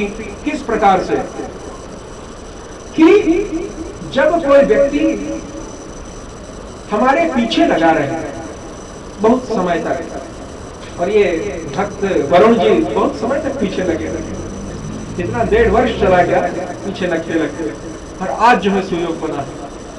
जहां हम और आप रहते थे वहां पे तो हमने आपको एक क्षण मात्र का समय नहीं दिया अध्यापन का, कुछ परिस्थितियां ऐसी थी, और यहाँ पर आपका सुयोग बन रहा है अध्याय। तो ये क्या है? 1.5 साल तक आप पीछे लगे रहे। बिल्कुल पीछे लगे रहे, लेकिन नहीं हुआ। तो इसीलिए क्या हम कहना चाहते हैं कि जब मानवों के संबंध में ऐसा है तो भगवान का भी ऐसा स्वभाव है। भगवान भी क्या देखते हैं, भगवान भी कुछ आतुरता को देखते हैं। और आतुरता कैसे प्रकाशित होगी, ऐसे ही बोल देने से। कई बार जो है लोग ऐसा कहते हैं कि अजी हमारा तो जो है ना अचपा जब सदैव चलता रहता है। अब अचपा जब क्या है तो वो कहेंगे कि वही मानसिक चिंतन जो है हर समय है, तो हमारा तो अजी हमारा तो जो अचपा जब है वो सदैव चलता रहता है। हमें ये सब बाहरी क्रियाओं को करने की आवश्यकता है, हमें खूब पता है आप अचपा जब कितना करते हैं। इसीलिए जो आपकी आतुरता है वो कब प्रकाशित होती है, आपके बाहरी लक्षणों के द्वारा। और बाहरी लक्षण क्या है कि आप श्री कृष्ण के लिए कितना साधन भजन करना चाहते हैं, कितनी हरि कथा का श्रवण करना चाहते हैं, कितने नामों का आप कीर्तन करना चाहते हैं, कितने शास्त्रों का अध्ययन मनन स्मरण अपनी मेधा के द्वारा करना चाहते हैं। ये बताता है श्री कृष्ण चंद्र को कि आपके अंदर कितनी उत्कंठा है, आतुरता है उनको प्राप्त करने के लिए। ये बताता है श्री कृष्ण चंद्र को। और तब जाकर श्री कृष्ण चंद्र कृपा करते हैं, फिर भाव प्रदान करते हैं, फिर धीरे धीरे प्रेम प्रदान करते हैं, और फिर प्रेम के द्वारा वो अपने स्वरूप का साक्षात्कार जीव को कराते हैं। बिना प्रेम के भी यदि श्री भगवान अपने स्वरूप को आपके नेत्रों के सामने प्रकाशित कर दें तो आपके नेत्र उनको नहीं देख पाएंगे। क्यों नहीं देख पाएंगे? नहीं, वो नहीं, वो तो ठीक है, लेकिन उदाहरण क्या है उसका? महाभारत उद्योग पर्व में से दीजिए ना उदाहरण खींचकर।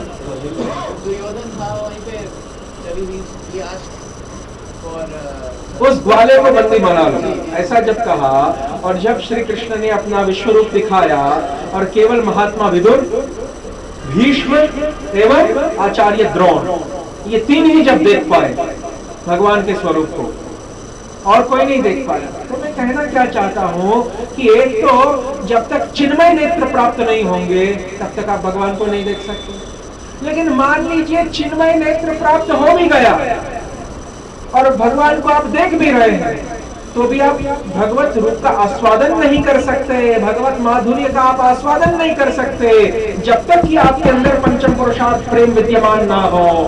यदि आस्वादन कर सकते थे तो शिशुपाल भी तो श्री कृष्ण की उसी रूप को देख रहा था, कंस आदि भी श्री कृष्ण की उसी रूप को देख रहे थे। अन्य जितने भी असुर हैं अथवा असुर न होकर अन्य जितने भी उदासीन प्राणी थे, जो ना भगवान के प्रतिकूल थे ना उनके अनुकूल थे, जो न्यूट्रल थे, जितने भी उदासीन प्राणी थे, और जितने भी ऐसे ज्ञानी योगी कर्मी लोग थे जो भगवत प्रेम रहित थे प्रकट लीला के समय, 5000 साल पहले, तो उस समय 5,000 वर्ष पूर्व जितने भी इस प्रकार के लोग थे जो भगवत प्रेम प्राप्त नहीं थे, उन लोगों को भी भगवत माधुर्य का आस्वाद। इसीलिए जीव गोस्वामी पाद प्रीति संदर्भ में सिद्धांत स्थापित करते हैं कि भगवत साक्षात्कार ये हम गौड़ीय वैष्णवों का अंतिम लक्ष्य नहीं है, ना ही भगवान का दर्शन हो जाना ही हमारा अंतिम लक्ष्य है। क्योंकि दर्शन हो लेकिन वो अंदर हमारे अंदर वो प्रेम ना हो तो हम उसका आस्वादन नहीं कर पाएंगे। इसीलिए जिस प्रकार से किसी व्यक्ति के अंदर भूख ही नहीं और आप उसके सामने जो है 500 प्रकार की व्यंजन परोस दो तो उसका वो क्या आस्वादन करेगा। उसी प्रकार से जब तक पंचम पुरुषार्थ प्रेम नहीं है तब तक यहाँ पर साक्षात इस समय यदि भगवान प्रकट होकर और हमें चिन्मय नेत्र देखकर उनको जो है देखने की सामर्थ्य भी यदि हमें प्रदान करेंगे उससे कोई खास फर्क नहीं पड़ने वाला है। तभी तो कहा गया कि हम केवल अंतिम लक्ष्य पंचम पुरुषार्थ प्रेम की प्राप्ति को ही मानते हैं, जिनको स्वामी निर्धारित करते हैं शास्त्र प्रमाणों के आधार पर। देखिए कितनी गहरी सोच है गौड़ीय वैष्णव संप्रदाय का, बड़ी सूक्ष्म सोच लेकर चले हैं हमारे आचार्य। तो इन कारणों से जो नायमात्मा वाला श्लोक है, क्योंकि यदि साधन भजन करना बिल्कुल अभिप्रेत न होता, बिल्कुल शास्त्र सम्मत न होता, और साधन भजन करने से यदि भगवत प्राप्ति बिल्कुल न होने वाली होती, तब तो श्रवणम कीर्तनम विष्णु हो भक्त्या माम अभिजानाति माम चयो अव्यभिचारेण भक्ति योगेन सेवते भक्त्या हम एकया ग्राह्यः न साधयति माम योगो। यथा भक्ति ममोर्जिता, इस प्रकार के श्लोक निरर्थक हो जाते हैं। साधन भक्ति के द्वारा, श्रवण कीर्तन स्मरण के द्वारा यदि भगवत प्राप्ति कभी न होने वाली होती तब तो ये श्लोक निरर्थक हो जाते। इसीलिए साधन भजन के द्वारा तो भगवत प्राप्ति होती ही है, इसमें तो निर्विवाद है, इसमें कोई शंका संदेह की कोई गुंजाइश नहीं है। लेकिन साथ साथ में ऐसे साधन भजन के द्वारा भगवान प्राप्त होते हैं जो कि कैसा हो, निरअभिमान होकर, सेवान्मुखे ही जिह्वादौ स्वयमेव स्फुरत्यतः, ये मानकर किया गया हो कि भक्ति महारानी तो स्वतः प्रकाश है, मैं अपने बलबूते पर भक्ति का आचरण नहीं कर सकता, उन भक्ति महारानी ने कृपा कर कर वो अपना आचरण मेरी इंद्रियों से करवा रही हैं। इस प्रकार का जब तक अभिमान नहीं होगा, इसलिए तो कह रहे हैं कि न श्रवण आदि भक्ति रपिवा, मेरे अंदर साधन भक्ति भी नहीं है, क्योंकि जो साधन भक्ति है वो तो अंतरंगा शक्ति की कृपा से आई है, वो मेरा अपना निजी सामर्थ्य थोड़ा है, ये सब रहस्य है। आप आचार्य पाठ की वाणी को नहीं समझ सकते इतनी सरलता से, तो इसीलिए यही सब रहस्य है यहाँ पर। तभी तो किंचन वित्ताय, तभी तो नायम आत्मा प्रवचनेन लभ्यः। तो इन श्लोकों के साक्ष्य पे ये सिद्ध होता है कि जो आरोह पथ है, तो एक तो भगवान योग माया से समावृत है और एक महामाया से समावृत है। अभी 15 मिनट और है, क्योंकि हमने 8 बजे प्रारंभ किया, 15 मिनट और है, बैठिए। तो योग माया और महामाया, तो जो महामाया है वो क्या है? तो महामाया का जो आवरण है वो तो जैसे हमने बताया, उसको तो आप ये निकेन प्रकार के जो है रसाकसी करके पार कर भी ले जैसे ज्ञान मार्गी और ये सभी करते हैं, थोड़ा बहुत जीवन मुक्ति की अवस्था या फिर उसके आभास तक वो थोड़ा बहुत पहुंच ही जाते हैं। लेकिन फिर एक दूसरा आवरण है योग माया वाला, और वो जो योग माया वाला आवरण है वो तो भगवत इच्छा से ही दूर होता है। भगवान इच्छा करेंगे कि ये साधक आया है, हे योग माया तुम अपने आवरण को हटा लो, तो हटा लेगी कुछ समय के लिए।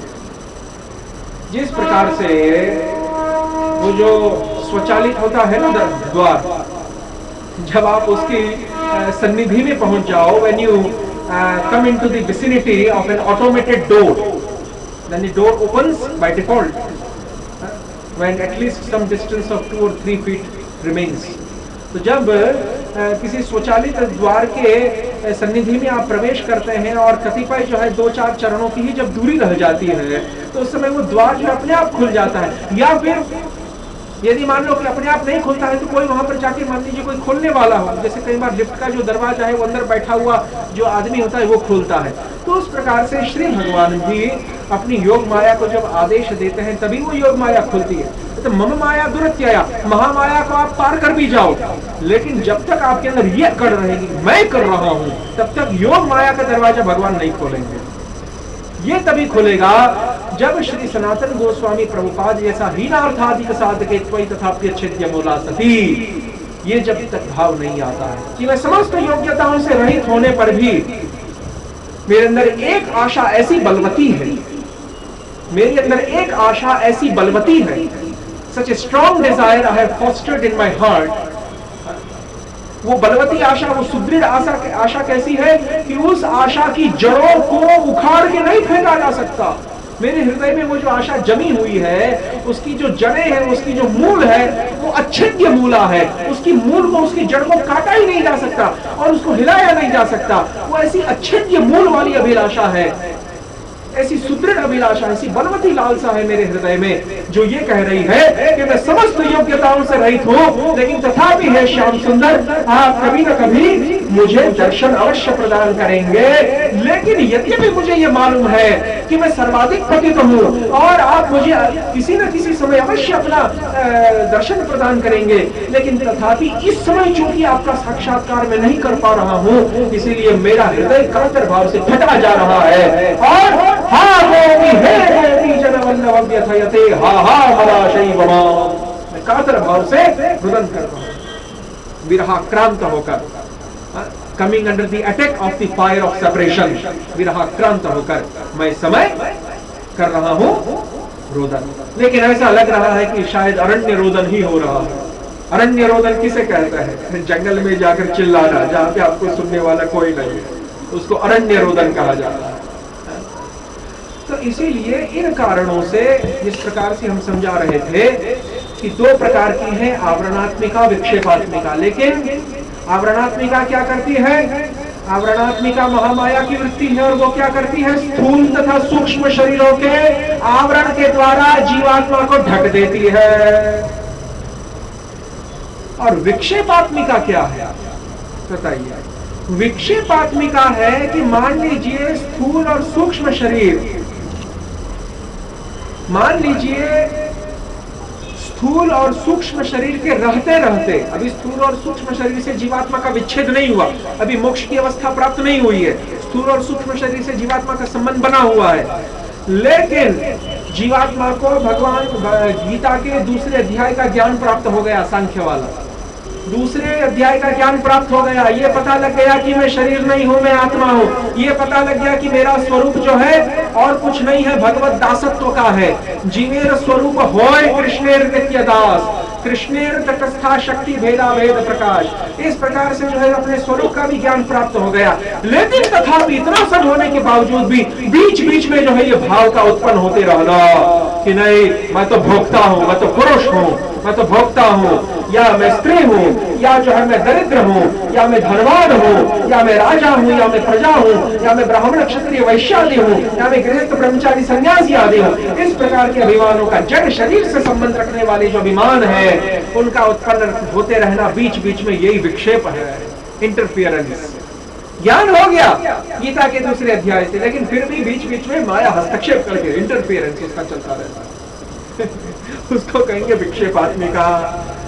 तो ये जो आवरणात्मिका और विक्षेपात्मिका है, इनसे जब हम मुक्त होंगे, और इनसे कैसे मुक्त हो सकते हैं? मैंने बताया कि आवरणात्मिका, विक्षेपात्मिका ये तो महामाया का आवरण है, इनसे तो फिर भी हम मुक्त हो सकते हैं, लेकिन योग माया के आवरण से तब तक नहीं मुक्त हो सकते जब तक कि हम अकिंचन भाव को धारण करके भजन ना करें। और वो अकिंचन भाव भी कहाँ एप्लीकेबल है, कहाँ नहीं, वो भी आपको ठीक से समझा दिया कि जहां पर संप्रदाय के विद्वेषी लोग व्यंग मार रहे हो, व्यंग कस रहे हो, वहां पर जो है अकिंचन भाव बिल्कुल नहीं बताना है। वहां पर तो जो है ऐसा भाव बताना है नरसिंह भगवान वाला कि वो बेचारे शांत हो जाए। लेकिन वो भी जो है म्लेच्छों की तरह अंध, उसको क्या कहेंगे, अंध विवेक युक्त वो उग्रता नहीं लानी है, इरेशनल ब्लाइंड एग्रेसिव वहां पे नहीं लाना है। Everything should be based on rationality. सब कुछ देखिए, सनातन वैदिक धर्म की खासियत यह है कि म्लेच्छ लोग जहां पर अंधी उग्रता को लाते हैं, म्लेच्छ मैं नाम नहीं लेना चाहूंगा समुदाय का, तो म्लेच्छ लोग जहां पर अंधी उग्रता को लाते हैं वहां पर फिर वो दोनों ही प्रकार के म्लेच्छ, क्रूसेड वाले हो चाहे दूसरे हो, दोनों ही प्रकार के जो म्लेच्छ हैं, तो वो जिस प्रकार से अंधी उग्रता को लाते हैं उसी प्रकार से, ठीक है धर्मयुद्ध वाला कॉन्सेप्ट तो हमारे अंदर भी है, लेकिन यहाँ पर धर्मयुद्ध का अर्थ कुछ और है। यहाँ पर धर्मयुद्ध का अर्थ होता है न्याय और अन्याय के बीच की लड़ाई। यहाँ पे धर्मयुद्ध का मतलब ये नहीं है कि आप जो है अन्य समस्त मतावलंबियों का सफाया ही कर डालें। यहाँ पर धर्मयुद्ध का तात्पर्य ये नहीं है। इसीलिए यहाँ पर तो यदि किसी का सफाया भी करना है तो हम जो है प्रतिपक्षी को जीवित रखते हैं, बड़े आराम से पालते हैं, पोसते हैं, और तत्पश्चात उसको जो है युक्ति के ऊपर आधारित, शास्त्र के ऊपर आधारित, वैचारिकता के ऊपर आधारित, बेस्ड ऑन रैशनैलिटी, जो शास्त्रार्थ है उसमें उसको पराजित किया जाता है। और तत्पश्चात उसको ये समझाया जाता है कि चूंकि हमारा जो पक्ष है वो सत्य वाला है और आपका असत्य वाला है, इसलिए अब आप हमारे पक्ष को स्वीकार करें, लेकिन स्वीकार ना भी करें तो यथेच्छसी तथा कुरु, गीता में भगवान ने कहा।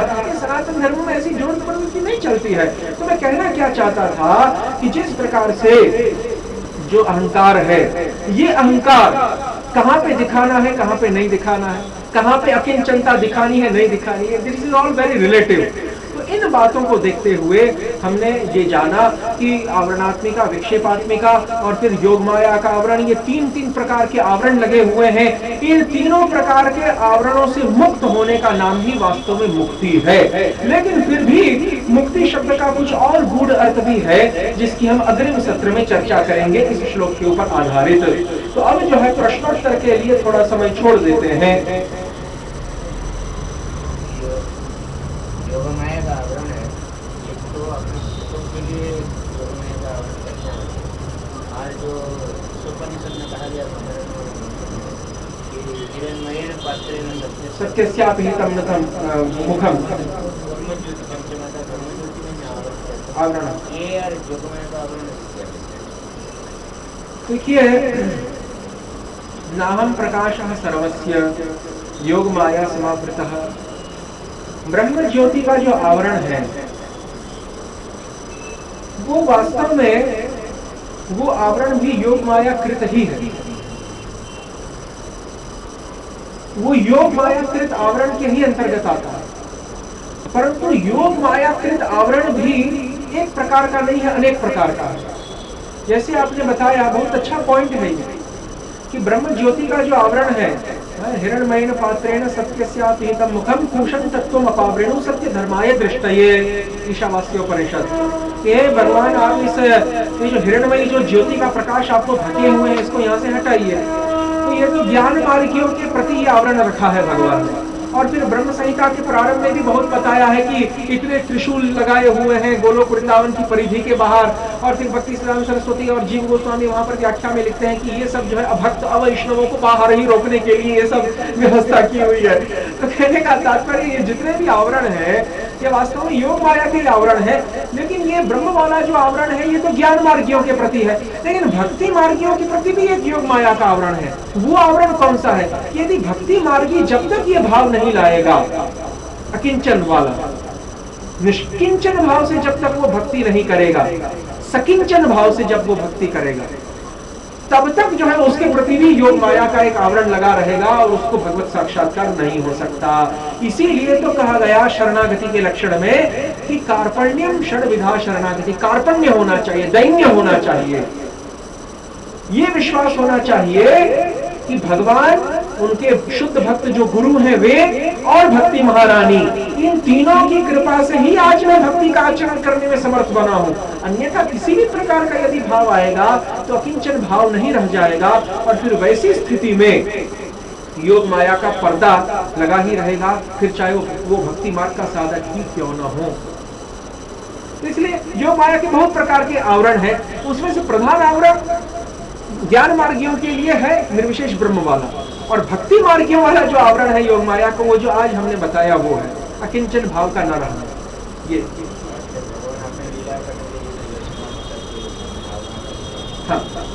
हाँ, वो जो आवरण है वो फिर योग माया का तीसरा आवरण है।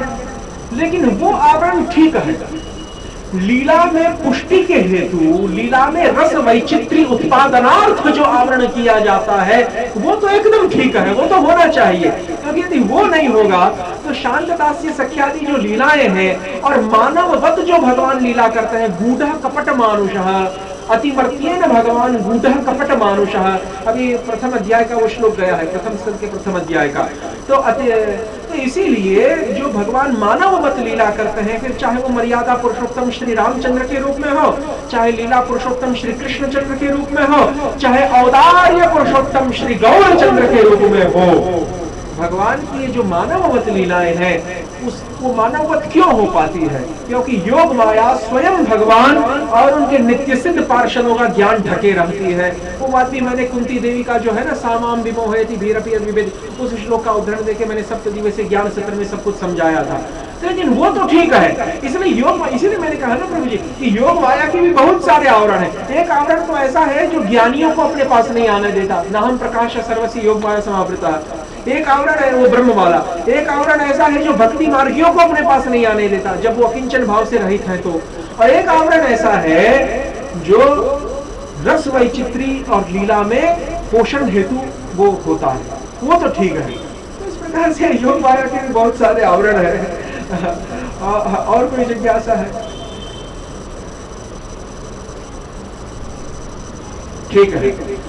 हाँ हाँ, आपने बताया इतने इलैबोरेट सिम्टम्स हैं दैन्यता, भगवान भगवद्गीता में भी कहते हैं मामनुस्मरयुध्य च।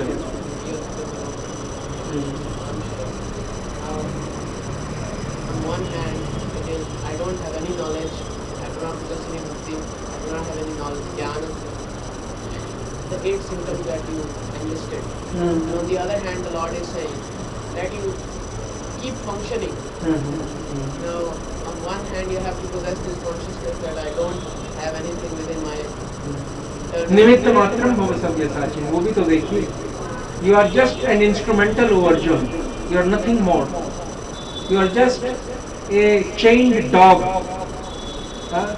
मेंटेन्ड बाय मी, एक पालतू कुत्ता जिसके गले में जंजीर लगी हो और जिसका पालन करने वाला मैं हूँ, माता धाता पितामह, केवल तुम तो वैसे निमित्त मात्र हो, तुम नहीं रहोगे ना, फिर भी ये सब होगा, भगवान अर्जुन को कह रहे हैं। तो उसी प्रकार से यहाँ पर जो भगवान कह रहे हैं कि मामनुस्मर, तुम मेरा स्मरण करते हुए युद्ध करो। मेरा स्मरण करते हुए युद्ध करो का मतलब क्या है कि तुम ये मत समझो कि तुम अपने सामर्थ्य के बल पर युद्ध को जीत जाओगे, तुम तो केवल निमित्त मात्र हो, माध्यम हो केवल, वास्तव में युद्ध को जिताने वाला मैं हूं, मैं तुमको ऐसी सामर्थ्य दूंगा। इसीलिए भगवान ने कहा माम अनुस्मर युध्यच। उसी प्रकार से जब हम भक्ति महारानी श्रवण कीर्तन आदि अंगों का आचरण कर रहे हैं तो उस समय हमें भी ये भाव रखना है कि केवल स्वतः प्रकाश जो भक्ति महारानी है, जिनके लिए यदृच्छयैवोपचिता यदृच्छया मत कथा दो इत्यादि श्लोक भागवत में आए हैं। यदृच्छा किसको कहेंगे? यदृच्छाचारिणी स्त्री किसको कहेंगे? यदृच्छाचारिणी स्त्री स्वैरिणी को कहेंगे। स्वैरिणी किसको कहते हैं? ऐसी स्त्री को जो स्वेच्छाचारी हो। अब मैं ज्यादा विस्तार में नहीं जाऊंगा, आप समझ जाइए। तो जो स्वेच्छाचारिणी स्त्री हो, तो उसी प्रकार से भक्ति महारानी को भी यदृच्छाचारिणी भागवत में कहा गया। वो आह्लादिनी शक्ति, अंतरंगा शक्ति ठाकुर जी की, लेकिन तथापि उसको स्वेच्छाचारिणी माना गया। क्यों? वेश्या स्वेच्छाचारिणी होती है, तवायफ। तो उस प्रकार से तवायफ के दर्जे में क्यों डाला गया है उसको? इसीलिए क्योंकि वास्तव में भक्ति महारानी भगवान की अंतरंगा शक्ति है, लेकिन फिर भी गणिका की तरह उसको स्वेच्छाचारिणी क्यों माना भागवत में? क्योंकि भक्ति महारानी भगवान की अंतरंगा शक्ति है, भगवान के अनुसार ही समस्त चेष्टाएं करती है, लेकिन फिर भी वो स्वेच्छाचारिणी बनी हुई। ऐसा क्यों? अब एक तरफ आप कह रहे हैं कि वो भगवान के अनुसार चेष्टा करती है, फिर आप कहते हैं कि वो स्वेच्छाचारिणी। ये दोनों तो जो है इनकम्पैटिबल है। लेकिन यदि भगवान की ऐसी इच्छा रही हो कि भक्ति महारानी जो है स्वेच्छाचारिणी बन जाए, और तब जाकर यदि भक्ति महारानी स्वेच्छाचारिणी बने, तो उनके उस स्वेच्छाचारित्व के पीछे भगवान की अनुमति है, भगवान की आज्ञा है, भगवान का आदेश है। इसलिए वास्तव में उनकी वह जो स्वेच्छाचारिता है, वो भी स्वेच्छाचारिता न होकर भगवत अनुगमन ही है।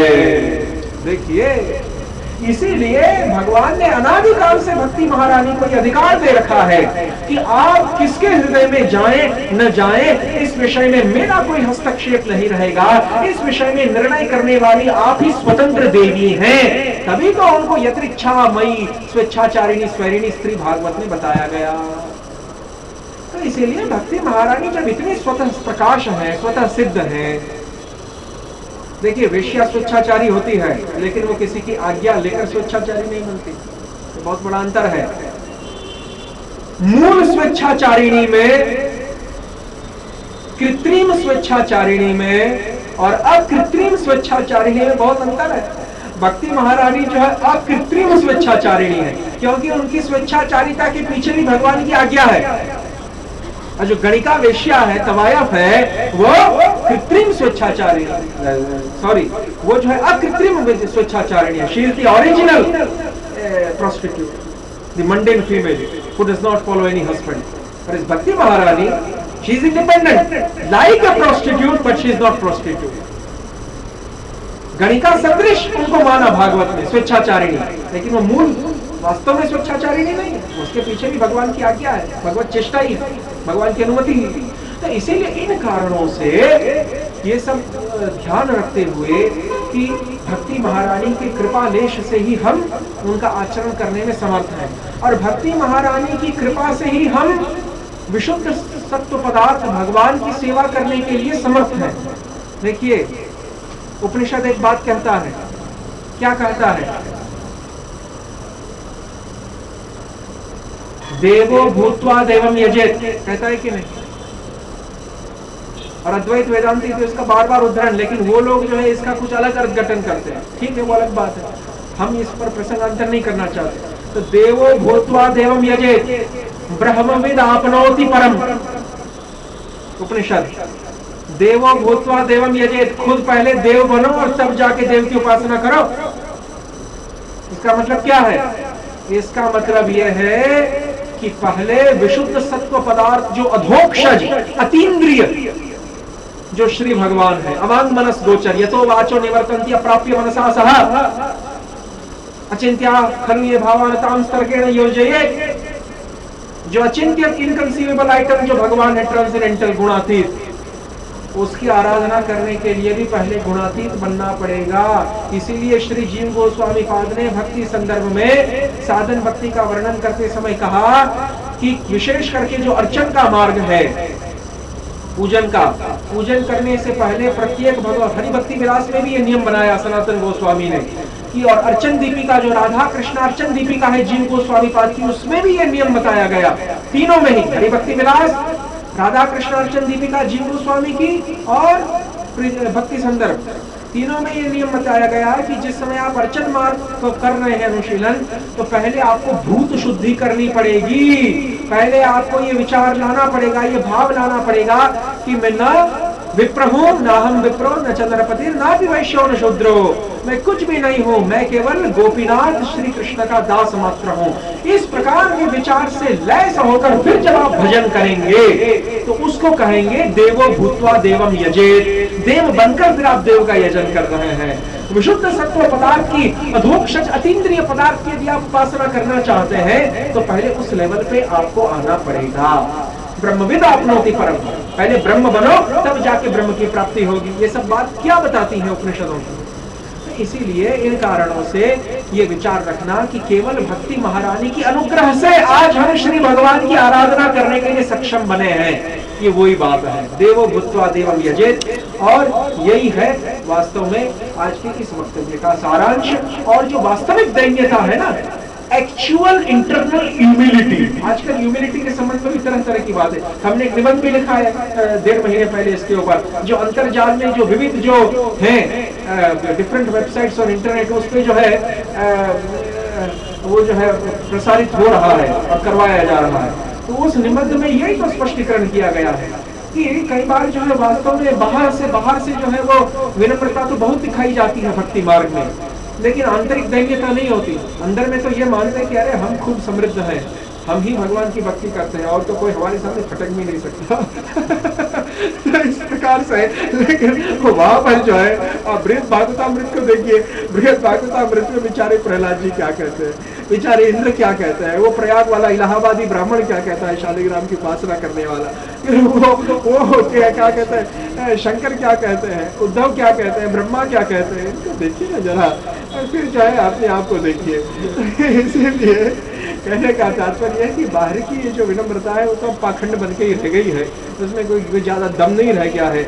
एक तरफ तो आप प्रभु प्रभु प्रभु यानी आप सामने वाले को अपना स्वामी बता रहे हो, और फिर दूसरी तरह जो है उसी प्रभु का जो है केकड़ी की तरफ टांग खींच रहे हो। तो ये सब बातें ठीक नहीं है। इसीलिए वास्तव में जो दैन्यता है वो तभी आती है, 10 बार दंडौत लगाने से नहीं आती।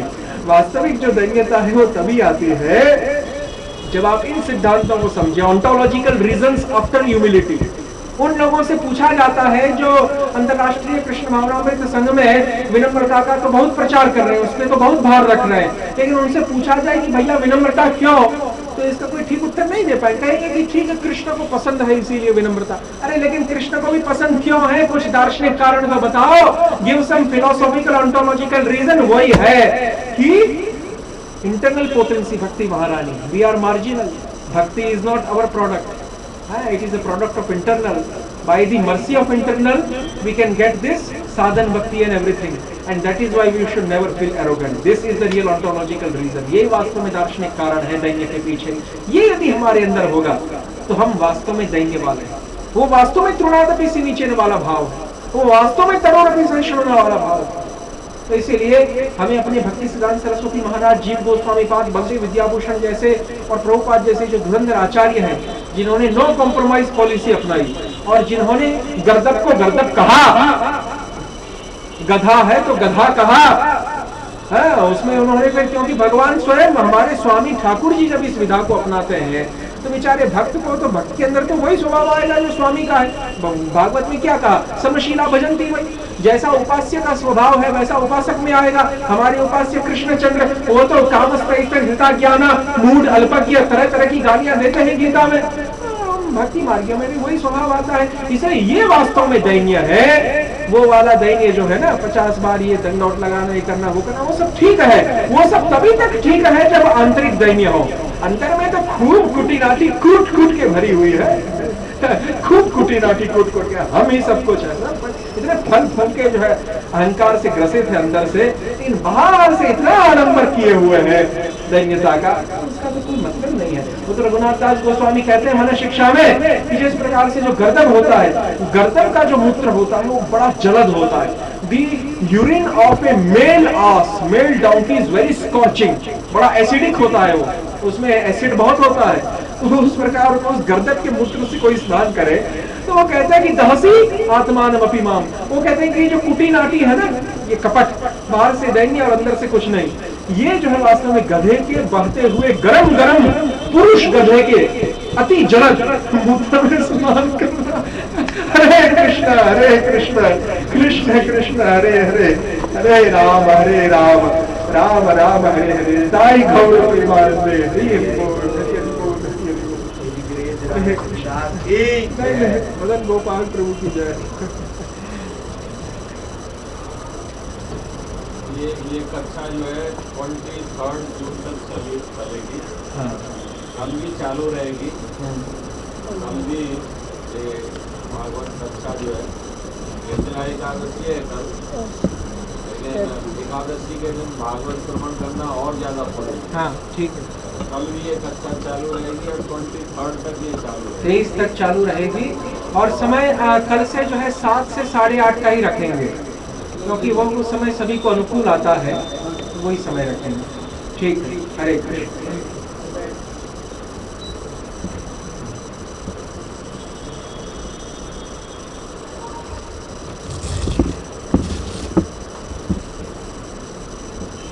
Do you like this discussion on is it real immunity and all that? I think that's like a major. Oh yeah. The principle is missing. So you see, these things need to be clear up. I think you have to be in a major role of education. I think you're serious health and nutrition.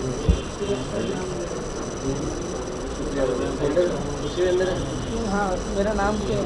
ठीक है।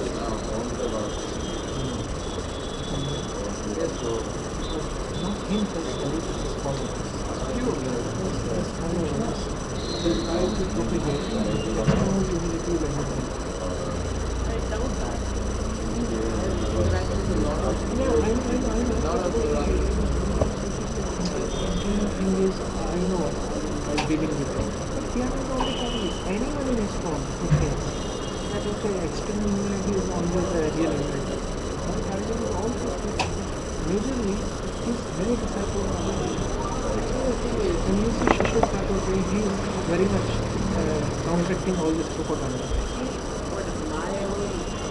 Otherwise, person getting studied.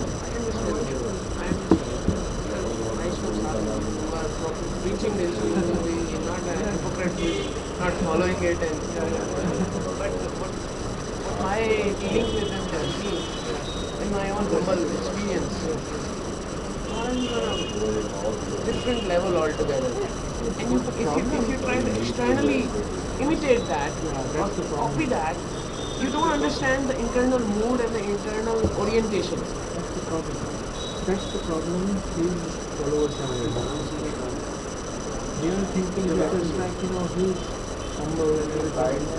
Just by, imitating that. Without the actual siddhant, without the actual conception, you cannot. Actually, my question, the question that I asked, I didn't want to make it difficult for the audience, because there is a very practical side to this question that I asked. But the purpose of the question that is still not asked or not addressed to that, I must add, is how do you preach in this world? How do you preach in this world following all these protocols?